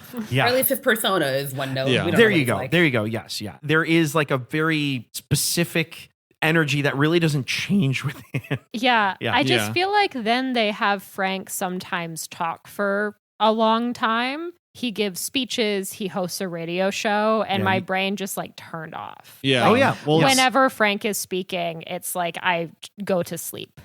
Got it. Nap time. Yeah. Well, Because it's not for us. Exactly. It's not aimed at women. It's speaking to disaffected young men. Yeah. And I guess that's the point. Yeah. I don't want to hear what Jordan Peterson has to say. I don't want to hear what Frank has to say. Yeah, and my brain would turn off if I heard Jordan Peterson speak too. And all this poses an interesting question about how do you treat or portray a character like that in film, because it's if you take someone who speaks in a monotone and is just very one note as a person, how do you create a three-dimensional portrayal from that? And I think that speaks to more aspects of this movie too, because I think a common criticism of this movie is that the middle act of it is very stagnant. I agree with that. Which I agree with too. The question I think carries over there too, because in portraying the limitations that are imposed upon Florence Pugh's main character, Alice, do you do that by showing the full extent of those limitations, or less is more? Yeah, I don't particularly derive enjoyment from watching women in movies be treated as if they're crazy for the majority of the movie, with nobody in their corner, nobody listening to them, fighting against everyone. The scene of her being dragged out of the car yelling, "They're hurting me," was really upsetting to me both times I watched it. I find it extremely unpleasant, and not in an interesting way that I'm ooh, they're really it's getting spicy here. They're really going for something gritty. I'm just no, I don't like watching this. This is unpleasant to me as a woman, but also just as a viewer. I mean, given the themes that it's about, I really feel like the counterpoint to this movie is a certain type of Todd Haynes movie, most notably Safe, which we've discussed before. I thought about Safe watching this. Even they're very different movies, but I do see that. But I think Safe is a movie that kind of successfully does like maybe what you might have instead wanted out of a scene like that, which is it portrays these scenes of societal limitations compellingly and respectfully to the characters. It doesn't feel gratuitous or misguided in the way that scenes like that one and Don't Worry, Darling do. We talked a little bit earlier about maybe how some of the performances in this movie leave something to be desired. And throughout our cycle, we've seen our musicians turn actors, I would say mostly in roles that are playing off of their already public personas. So we talked about Licorice Pizza earlier in the cycle, Alana Hayim. She plays a woman from the Valley, actually named Alana with two sisters. That is who Alana Hayim actually is. David Bowie is quite literally a starman in The Man Who Fell to Earth. So there's something that audiences can really latch onto. And I would say from earlier in our conversation, Madonna playing a brash, sexually liberated woman in A League of Their Own speaks very much to who Madonna was as an entertainer and as a musician. And I'm wondering if you think Don't Worry, Darling considers Harry Styles' public image. And I'm wondering if your understanding of his public persona brought anything to your reading of the performance. Maria-Elena, do you have thoughts on this? I have zero thoughts. That's fine. Genuinely, I had to be like, is he in that boy band? Yeah, that's fair. It's what's interesting about you saying that. So I have never been a directioner. But you're of the age of the direction. This is true. I am of the age. I remember when they became a big new thing. When I must have been around 14, freshman in high school when that happened. So, I mean, there was, a little bit of their influence that if you were just, a culturally conscious person at that time, you could not ignore. I remember in particular the debate about, is What Makes You Beautiful? Does that song encourage girls to have low self-esteem? Yes. Yeah. It's like, oh, you're pretty because you don't know you're pretty. Yeah, and it's not impossible that the character of Jack would say that to Alice in this movie. Totally. But I think where I have more consciousness of Harry Styles as a public figure is in the post One Direction era, which is partially defined by his solo career, but more notably for me and for many others, that this is not the first movie he appeared in. Right. That movie is Dunkirk. Which I haven't seen, but I know you have. I have seen it. It's a very good movie, and he's good in Dunkirk. Like, he's good in that movie. But what really interested me, Maria-Elena, about how you said, like, you having like no sense of him, is that I think part of why he fits that movie is that was kind of the case with Christopher Nolan, too. That Christopher Nolan was like, I don't know who this man is. He was kind of oblivious, notably, to Harry Styles' public persona before then. I'm not quite sure how he came upon him in casting, but he just figured he was right for the role. And I think that, also Dunkirk, notably, is an ensemble movie. Yeah. So, you don't have to spotlight him in quite the same way. And I think sometimes with public figures like this, they may not be the most capable actors themselves, but certain directors know what to do with them. And I think that was certainly true with Christopher Nolan. And maybe not. Or much. maybe Olivia maybe Wilde. Too much, Maybe too much. I think, it's my. I mean, we've talked about the other movie that Olivia Wilde has directed on this podcast, Booksmart. This is our first 100% coverage director. That's true. You're right. Yeah. Or maybe Julio Torres would count, right? That's true. I was count, like, did we cover anyone else with only one movie? On many fronts, Booksmart is a much better movie. It's so odd to me that not only are these both directed by Olivia Wilde, but they're both written by Katie Silberman. Yeah. Good point. And I think that, it doesn't mean that Olivia Wilde wouldn't know how to direct that role. I just think that maybe Harry Styles wasn't the right fit for it, or that he wasn't quite, it didn't have the best training to act in a part that's that upfront. In Harry Styles' defense, I guess, psych thriller is a really hard genre to jump into as a novice. Like, every scene's got to work the first time you watch it, and it's got to work again when you already know the twist. Totally. That is really fucking hard. That's a great I can't imagine point. trying to do that.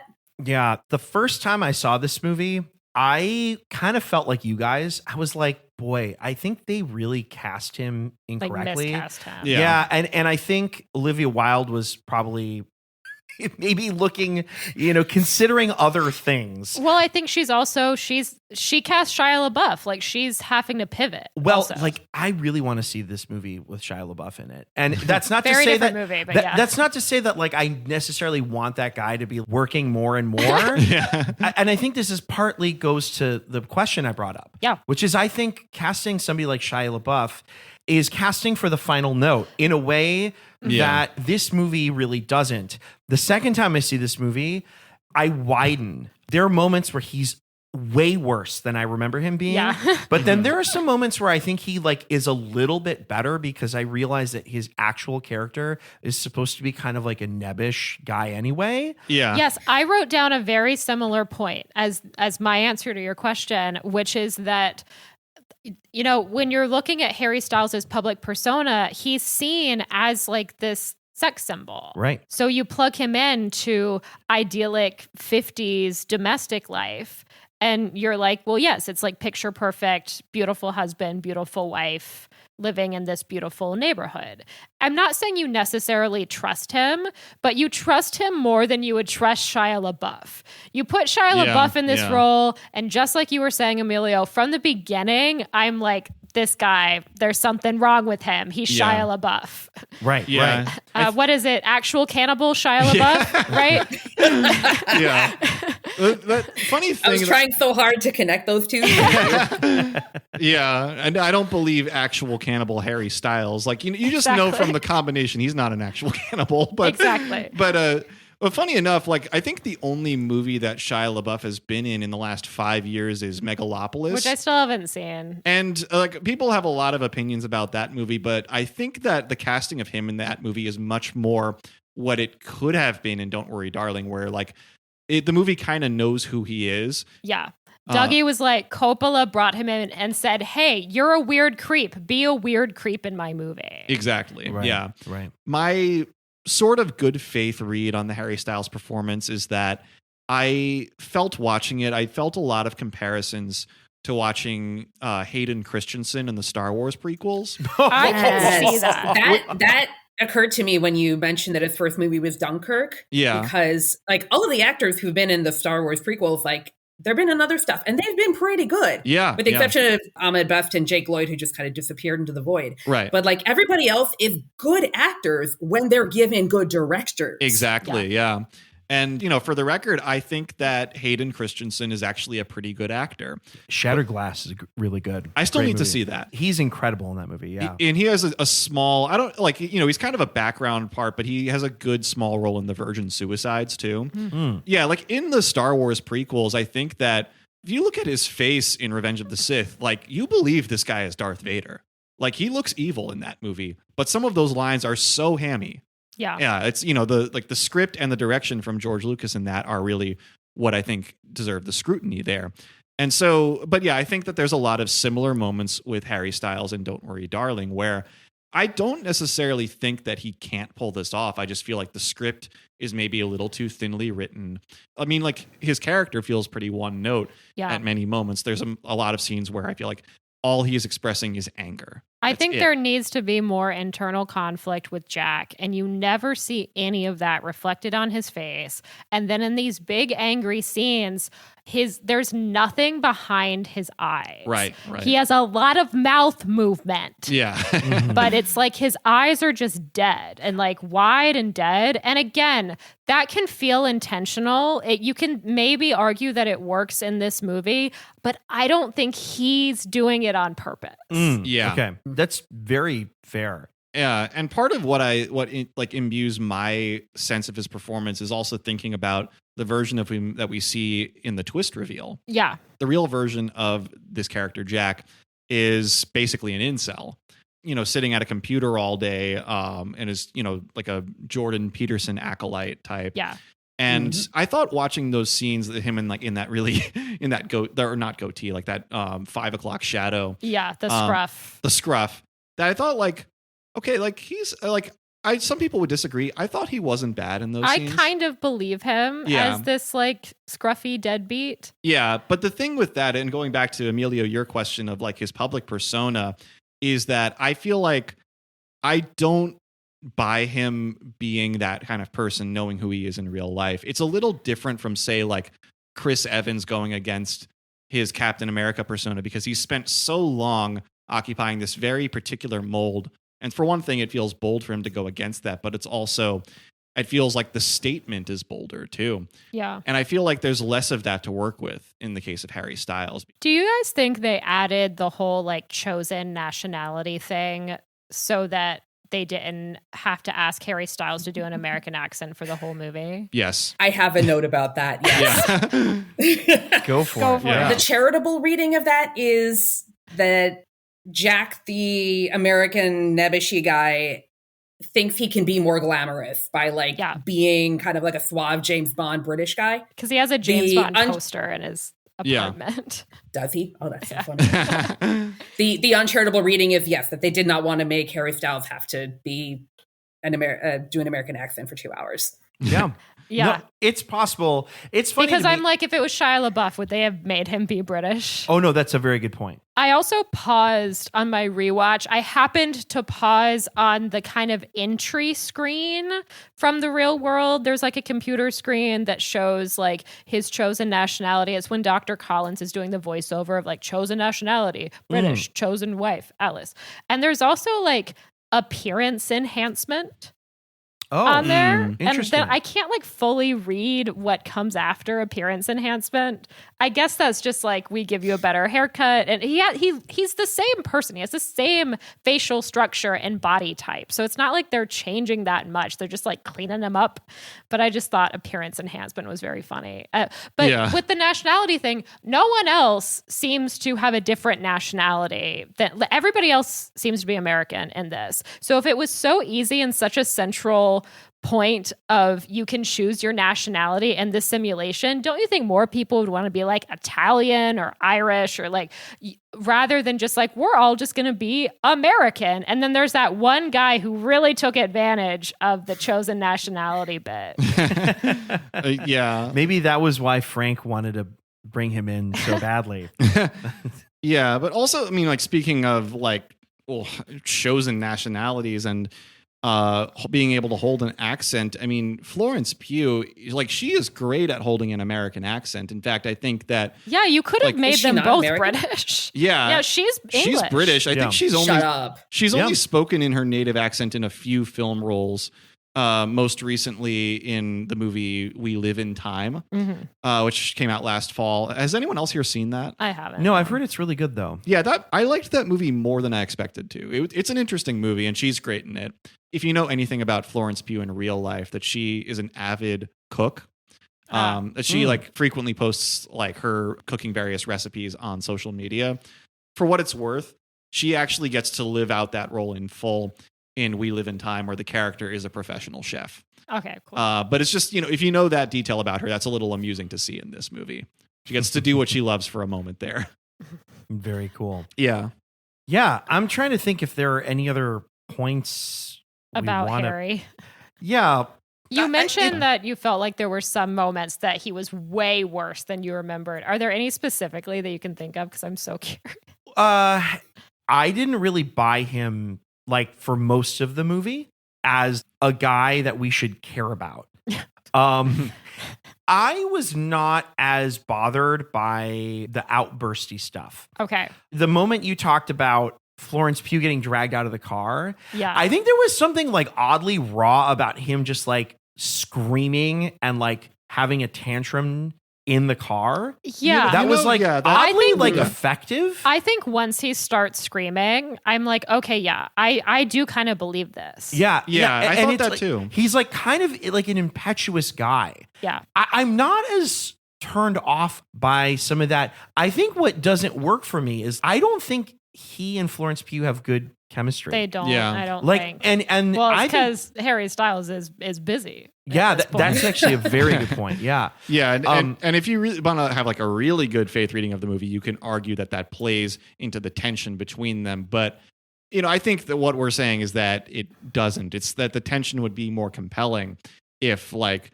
there was just a little more juice between these two people. Yeah, honestly, for most of the movie, I was just like, why should I even care about this guy? Like, what does Frank see? What does anybody see? Like, I thought Nick Kroll was so much more compelling. I think Nick Kroll's fine in this too. But I would argue that Nick Kroll is kind of a miscast too, because like I see him in the cast and I'm interested. Yeah. I think what's he going to do here? But the movie does so little with him. It doesn't really give him that much to do. Yeah, I mean, Yeah, I'm confused by Nick Kroll's casting and Kate Berlant's casting. For the I same feel like reason. they're both kind of wasted in this movie. And both people who have appeared in a lot of other things and are really good in them. Yeah. For those that don't know, Kate Berlant plays Peg, the one who's always pregnant. Mhm. Yes, pregnant.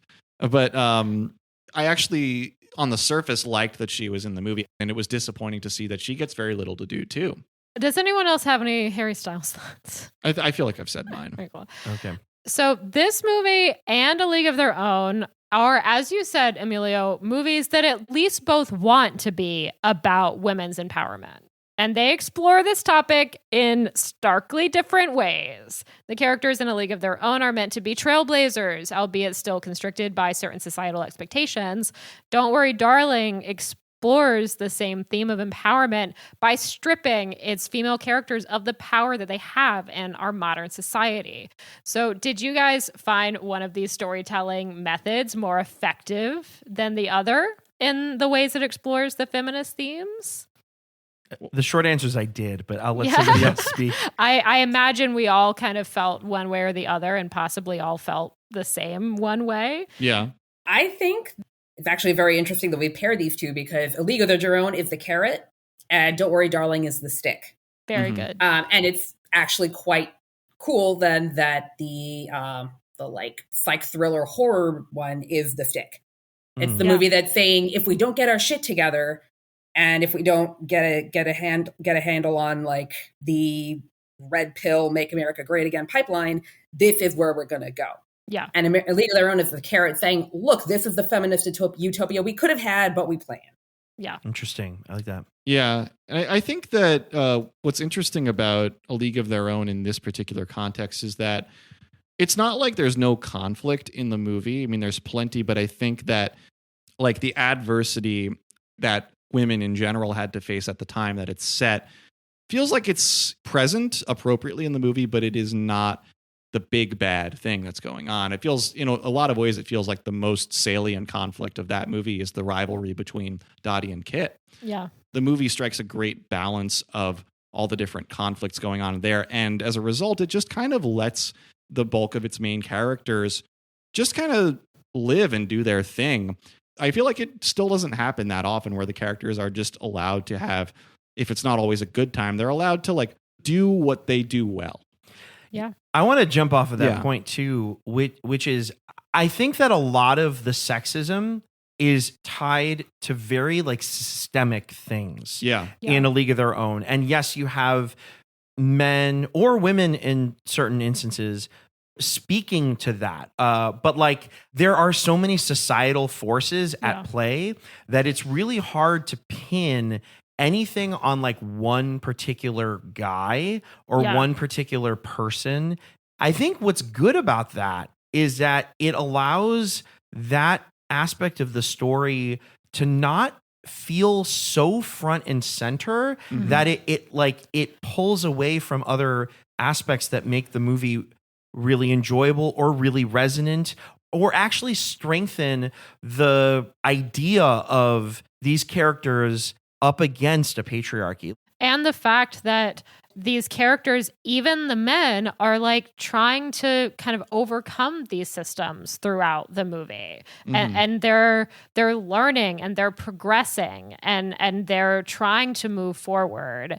So even people like we talked about Ira Lowenstein, who by the end of it is like, I think he's a feminist by the end of it. Like he's going to bat for these ladies, like way more so than he was at the beginning where it kind of just felt like a business deal. And it's meaningful to them in the end. They're the ones who are like, you should be the one to cut the ribbon or something, right? They're like, it was because you fought for us that this is even something that is being enshrined here. Yeah.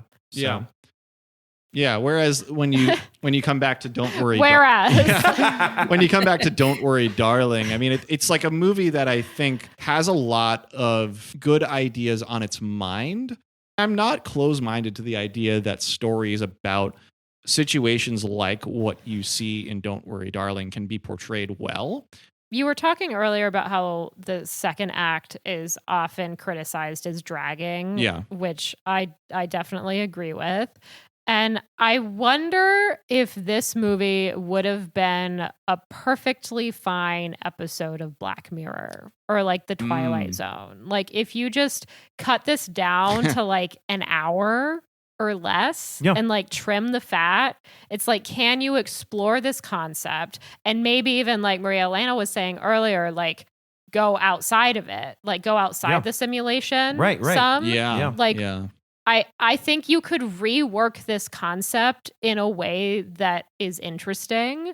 I find this movie doesn't know what it wants to be. Yeah. So I gained a tiny bit of appreciation for an angle that is dropped very briefly in this movie, but I came away thinking was way more compelling than what is at the center of this, which is Olivia Wilde's character.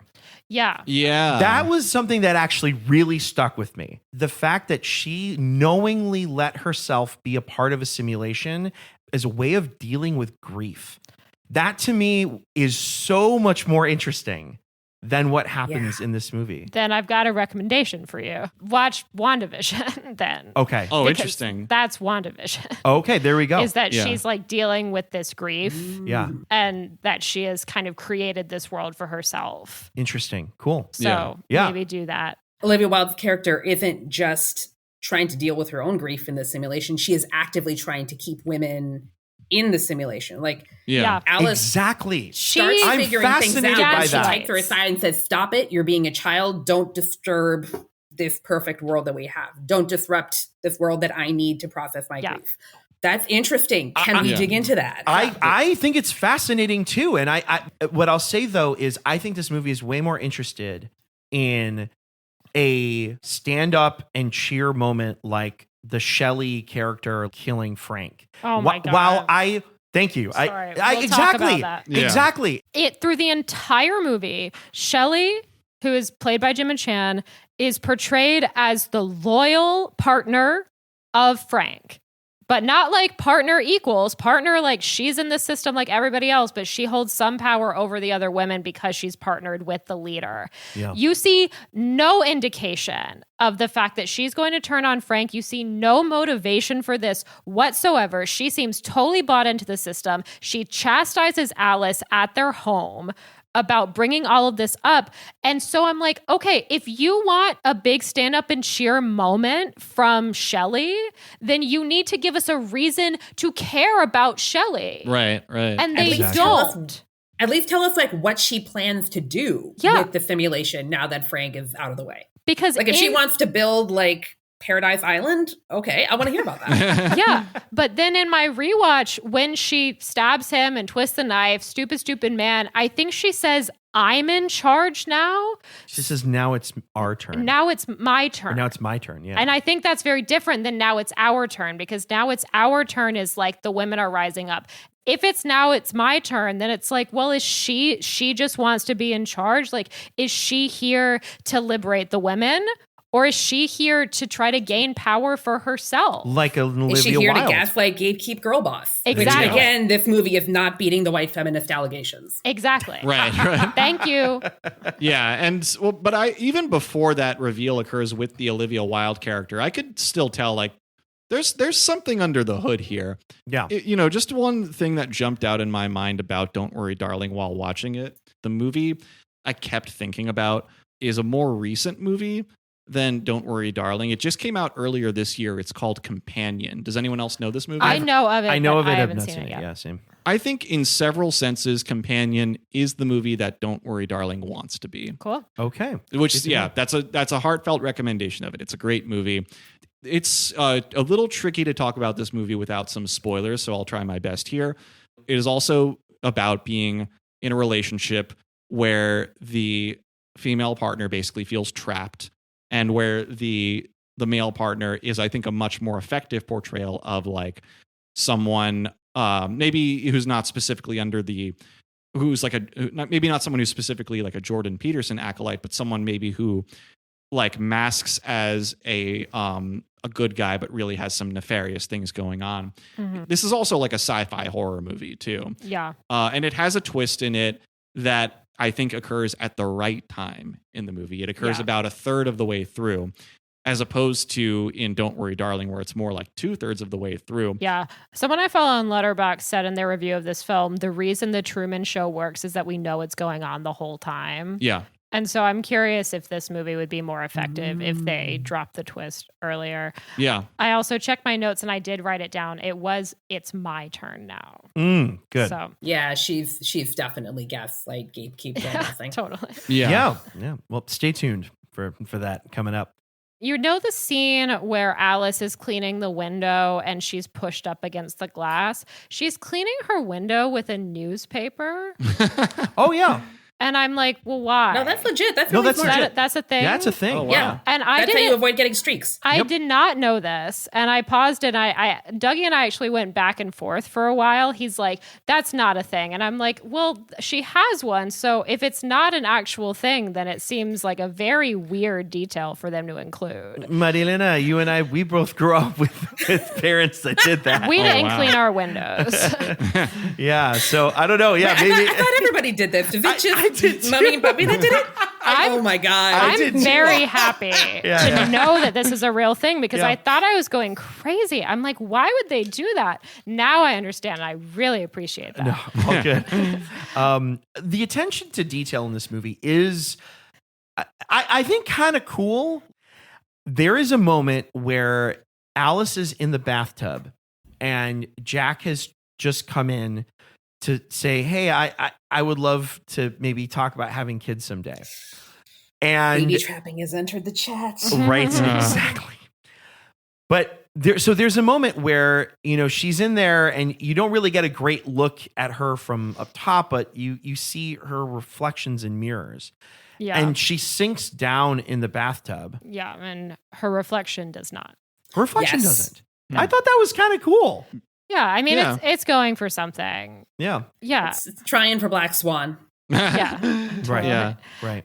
There's also Did you see that? Like, catch Yeah. that I was just like, wait, what the fuck did I just see? yeah. And I don't know. There are a few what the fuck did I just see moments, and there was one that I would not have caught if I did not hear it on a podcast. But towards the beginning where Margaret and her husband are like kind of arguing after they've been removed from the party or whatever. Oh, yeah. And Alice comes and finds them and they're kind of like, Alice, go away, like she's fine. And they close the curtain. And there is one frame of Alice, like in reality, outside the simulation, like splayed out on the bed. Yeah, I caught that one this time. It's like a flash frame. Yeah, you don't see it long enough to process it. I didn't see it at all the first time. I'm just like, stuff. To what end?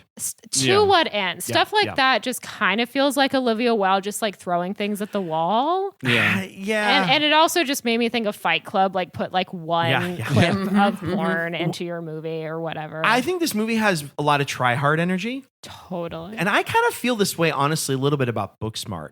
Yeah. That movie has some try-hard energy too, in a big way. In a big way, because the characters, I think Beanie Feldstein's character in particular, is a tryhard. Right. But I mentioned a little bit that I have some uncomfortableness about the soundtrack of that movie. Yeah. Okay, thank you. I love where you're going with this. Yeah. Continue. The way Olivia Wilde talks about her projects, where she's faking it till she makes it. It's like she's cultured and Yeah. And I don't know, like if I was her and I was given the green light to be as creative as I wanted to be, maybe I would speak the same way about my projects. I don't always find try-hard energy off-putting. Yeah. I find it with her though. Yeah, sometimes I can find it kind of relatable. Absolutely. Well, I wanted it to be relatable. Sorry, if it's like someone of her who is like this a really entrenched person in the film industry already, I feel like it's a little bit if someone reaches the level that she does and still has that try hard energy about them, it's a little more off-putting than someone maybe who is like working up with a shoestring budget. Yeah, more of like a up and coming director. Exactly. And I also thought too, I mean, this may arguably a little bit connected to like that criticism you have about Booksmart, Emilio, that I was pretty put off by the way that the one black character is portrayed in Don't Worry, Darling. Who apparently was originally Dakota Johnson. So it's like this character I don't think is written with her race in mind necessarily. I did make a note that I was like, the black person dies first in this movie. Yeah. And the black woman sounds the alarm. And the white women think everything's Ignore fine them. until she dies. Which story of our fucking lives, right? Yeah, and it's like Frank actively says that to her. Like, why would anyone listen to you? You didn't listen to Margaret. Mm-hmm. She came to you for help. Yeah. Oh. Yeah. Can I just also, you were talking about the Booksmart soundtrack. Yeah, go for it, please. I think this movie, much like Booksmart, has too many needle drops. I think so too. I think they happen way too close together. You get like 15 seconds of a song and then it cuts to a different scene and then you get a different song. And it's like that constantly. And I find it exhausting. I felt it this way too. I was like, boy, they really want us to think that we're in the 50s. It was overkill. My girlfriend was working so hard to try to place when this movie was taking place.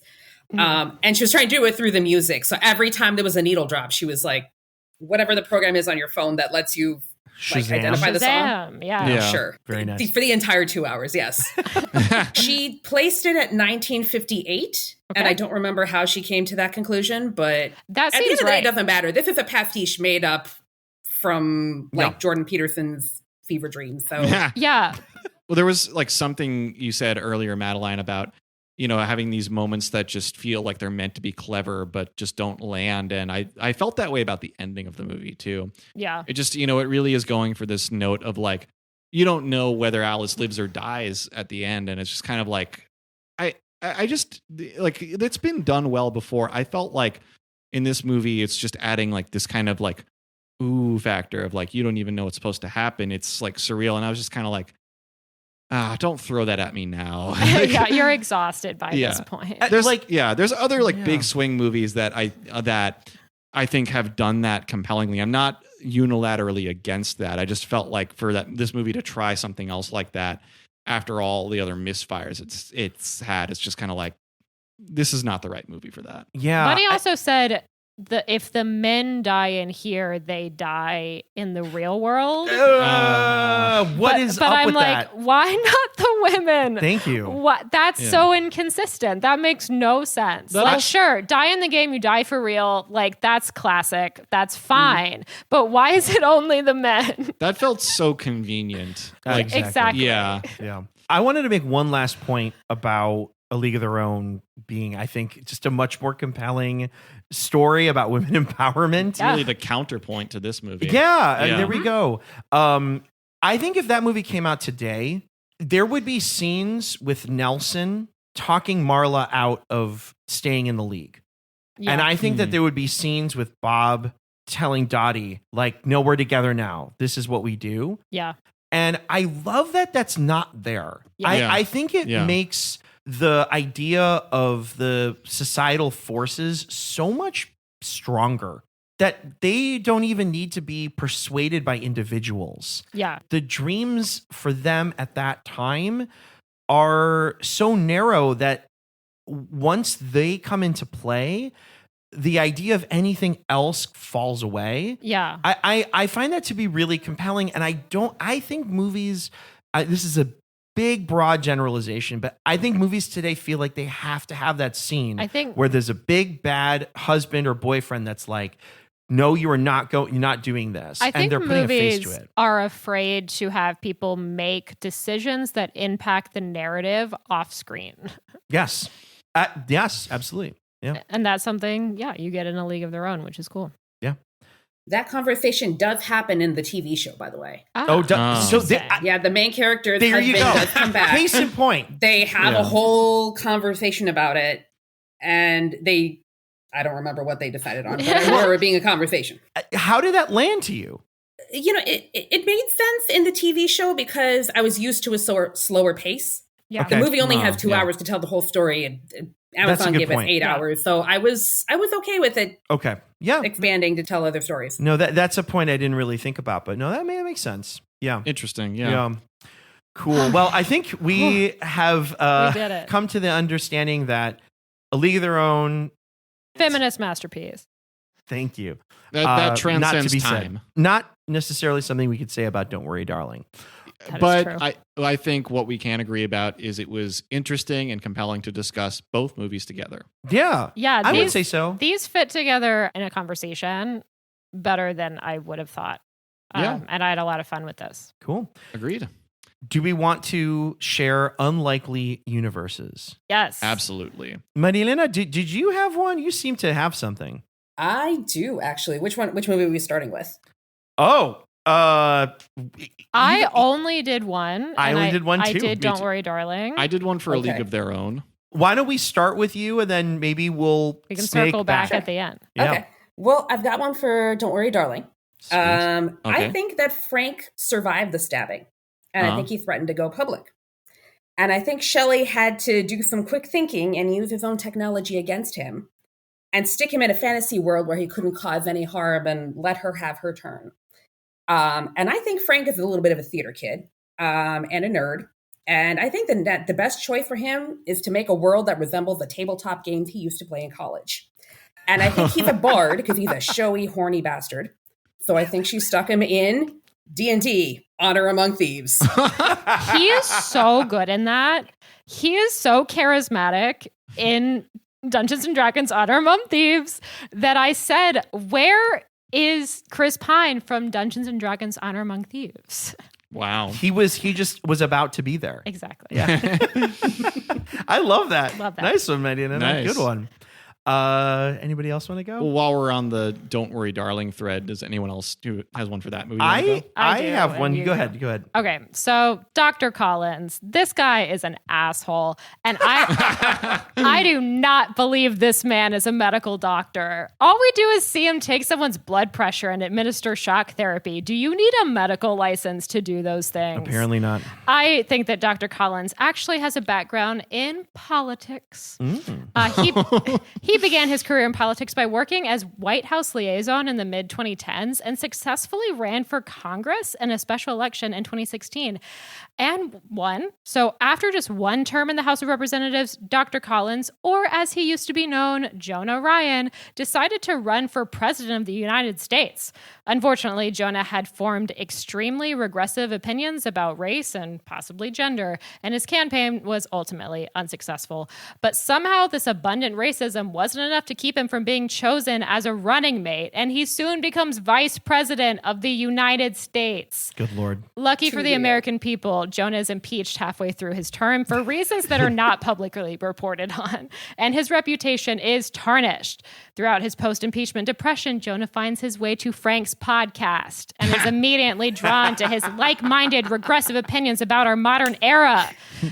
He reaches out to Frank and proposes that the two of them team up to follow through with Frank's plans of creating the simulation we later see. He changes his name to Dr. Collins, desperate to align himself with a new, powerful career path, and says that when a victory, all have their memories wiped, no one will recognize him as a good point. disgraced ex-vice president.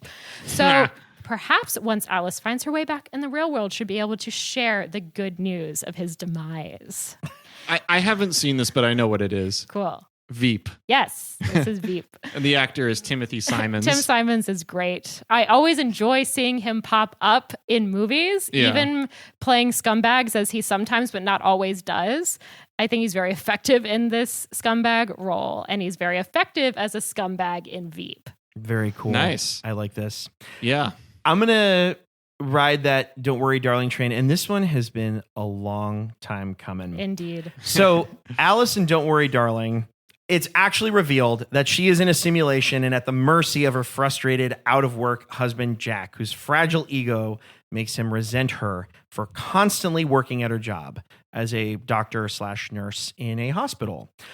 But what if she didn't actually mind the idea of a simulation after all? In fact, she seems to greatly enjoy her life until she realizes that it's the construction of Frank's design, run and controlled by the men there.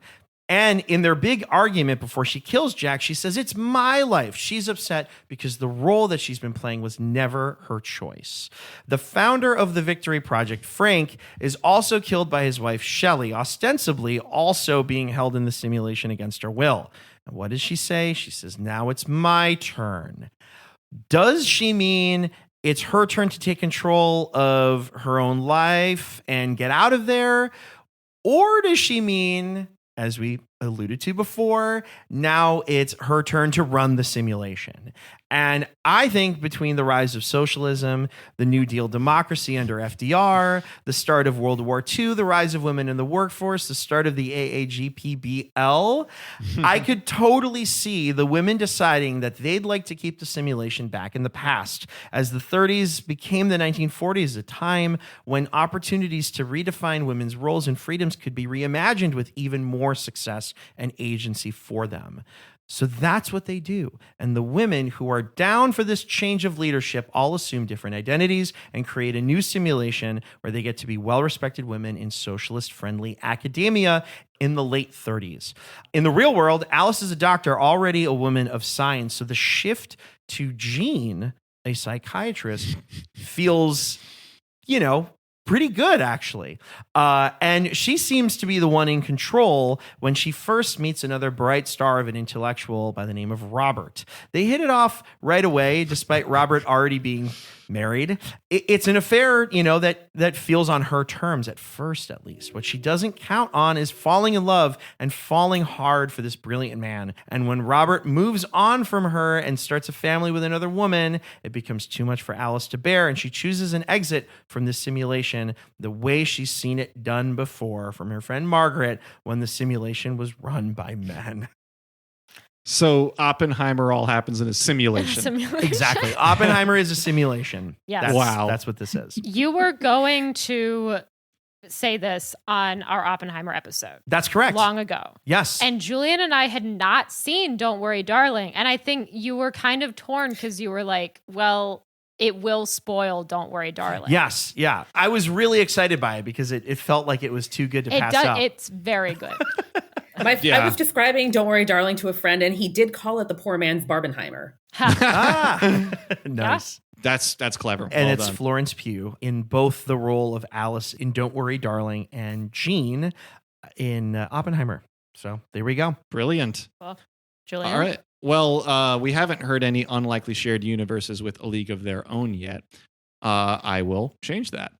So it's the scout, Ernie Capadino, who brings Dottie and Kit, and presumably many of their fellow players, into the fold of professional baseball. And though his manner with people in general may be uncouth, he ultimately does a great service for many of these women by allowing them to do what they love. However, in his life at home, his less delicate side may sadly yield a greater influence. We hear about Capadino being married in the film, but let's say that some years later, he's in a different marriage that produces a son named Andrew, who later goes by the name Andy, and learns at a young age that he and his father do not get along. Eventually estranged from his father, Andy chooses to live with his mother's surname, Kornbluth, and finds that his strained upbringing gives him many troubles in his romantic life. Year after year, he hopes to find a compatible partner, with many sincere attempts on his part that sadly lead to very few lasting commitments. And after this has gone on long enough, even the polite rejection of a former coworker named Joy Jordan, who he thought may just be his soulmate, might just be too much for him to bear. Does anyone know what this is? I know what this is. This is Happiness. Yes. Oh, yeah. I Yeah. forgot he's in Happiness. He's Yes. right at the start of this movie. Yeah, the Todd Solondz film from 1998. I watched that 2 days before this recording. Yeah, it's playing at IFC. That's where I saw it. Yeah.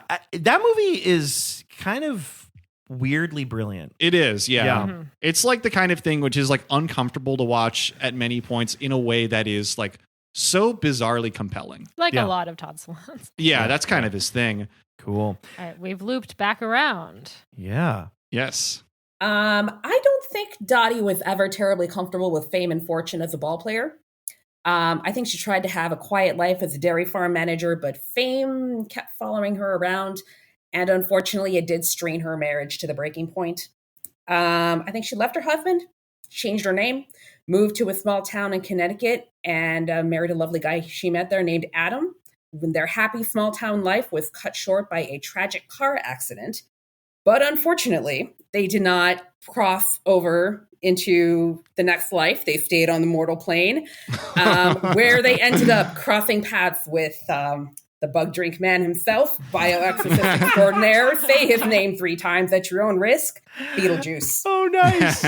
For a minute, I was like, where is this going? Very nice. Yeah. Nice. Very cool. Nice. Those were all great. I think this is all good. Good Yeah. round, yeah.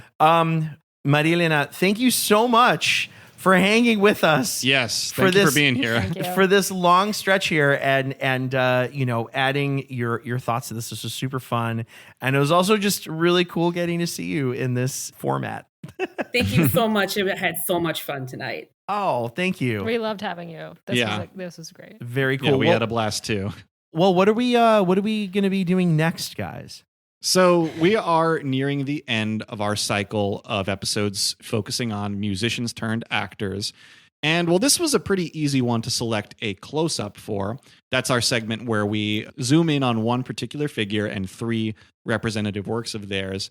And not only was it easy to choose someone, we've technically talked about this person already. We Yeah, we had a spoiler at the very first episode of this cycle. Yes, and that is a very notable musician turned actor, the great Tom Waits. Yes. And the 3 films of his, well, let's go around here. So we'll be discussing 3 films that he appears in. The first one is going to be an important, not the first film he appeared in, but definitely like a breakthrough in his acting career. That is the Jim Jarmusch film Down by Law. We're also going to be discussing Dracula. Bram Stoker's Dracula, as it is titled. Exactly, which is Coppola's version from the 90s. Yes. I'm excited to come back to that one. It's been a long time since I've seen that one. I haven't seen it yet, so I'm very curious. Same here. And then we're going to round it out with The Ballad of Buster Scruggs, directed by the Coen brothers. And we're going to stick with the family theme because my dad's coming back for this one. Awesome. Yeah. He's a big Tom Waits fan, so we knew we had to go to the experts. Yes. Well, guys, in addition to this podcast, you can follow us on TikTok and Instagram at Sleepless Cinematic Pod. You can contact us via email. We would love to hear from you. You can write to us at sleeplesscinematicpod@gmail.com. Madeline, are you on Letterboxd? I have no social media presence at all. I know. I didn't ask you about plugs because I knew that would be a My futile Twitter thing was to ask. hacked in 2012, and nothing I've seen in the last 13 years has convinced me to fix that. That's Okay, fair. fair enough. Absolutely. Yes.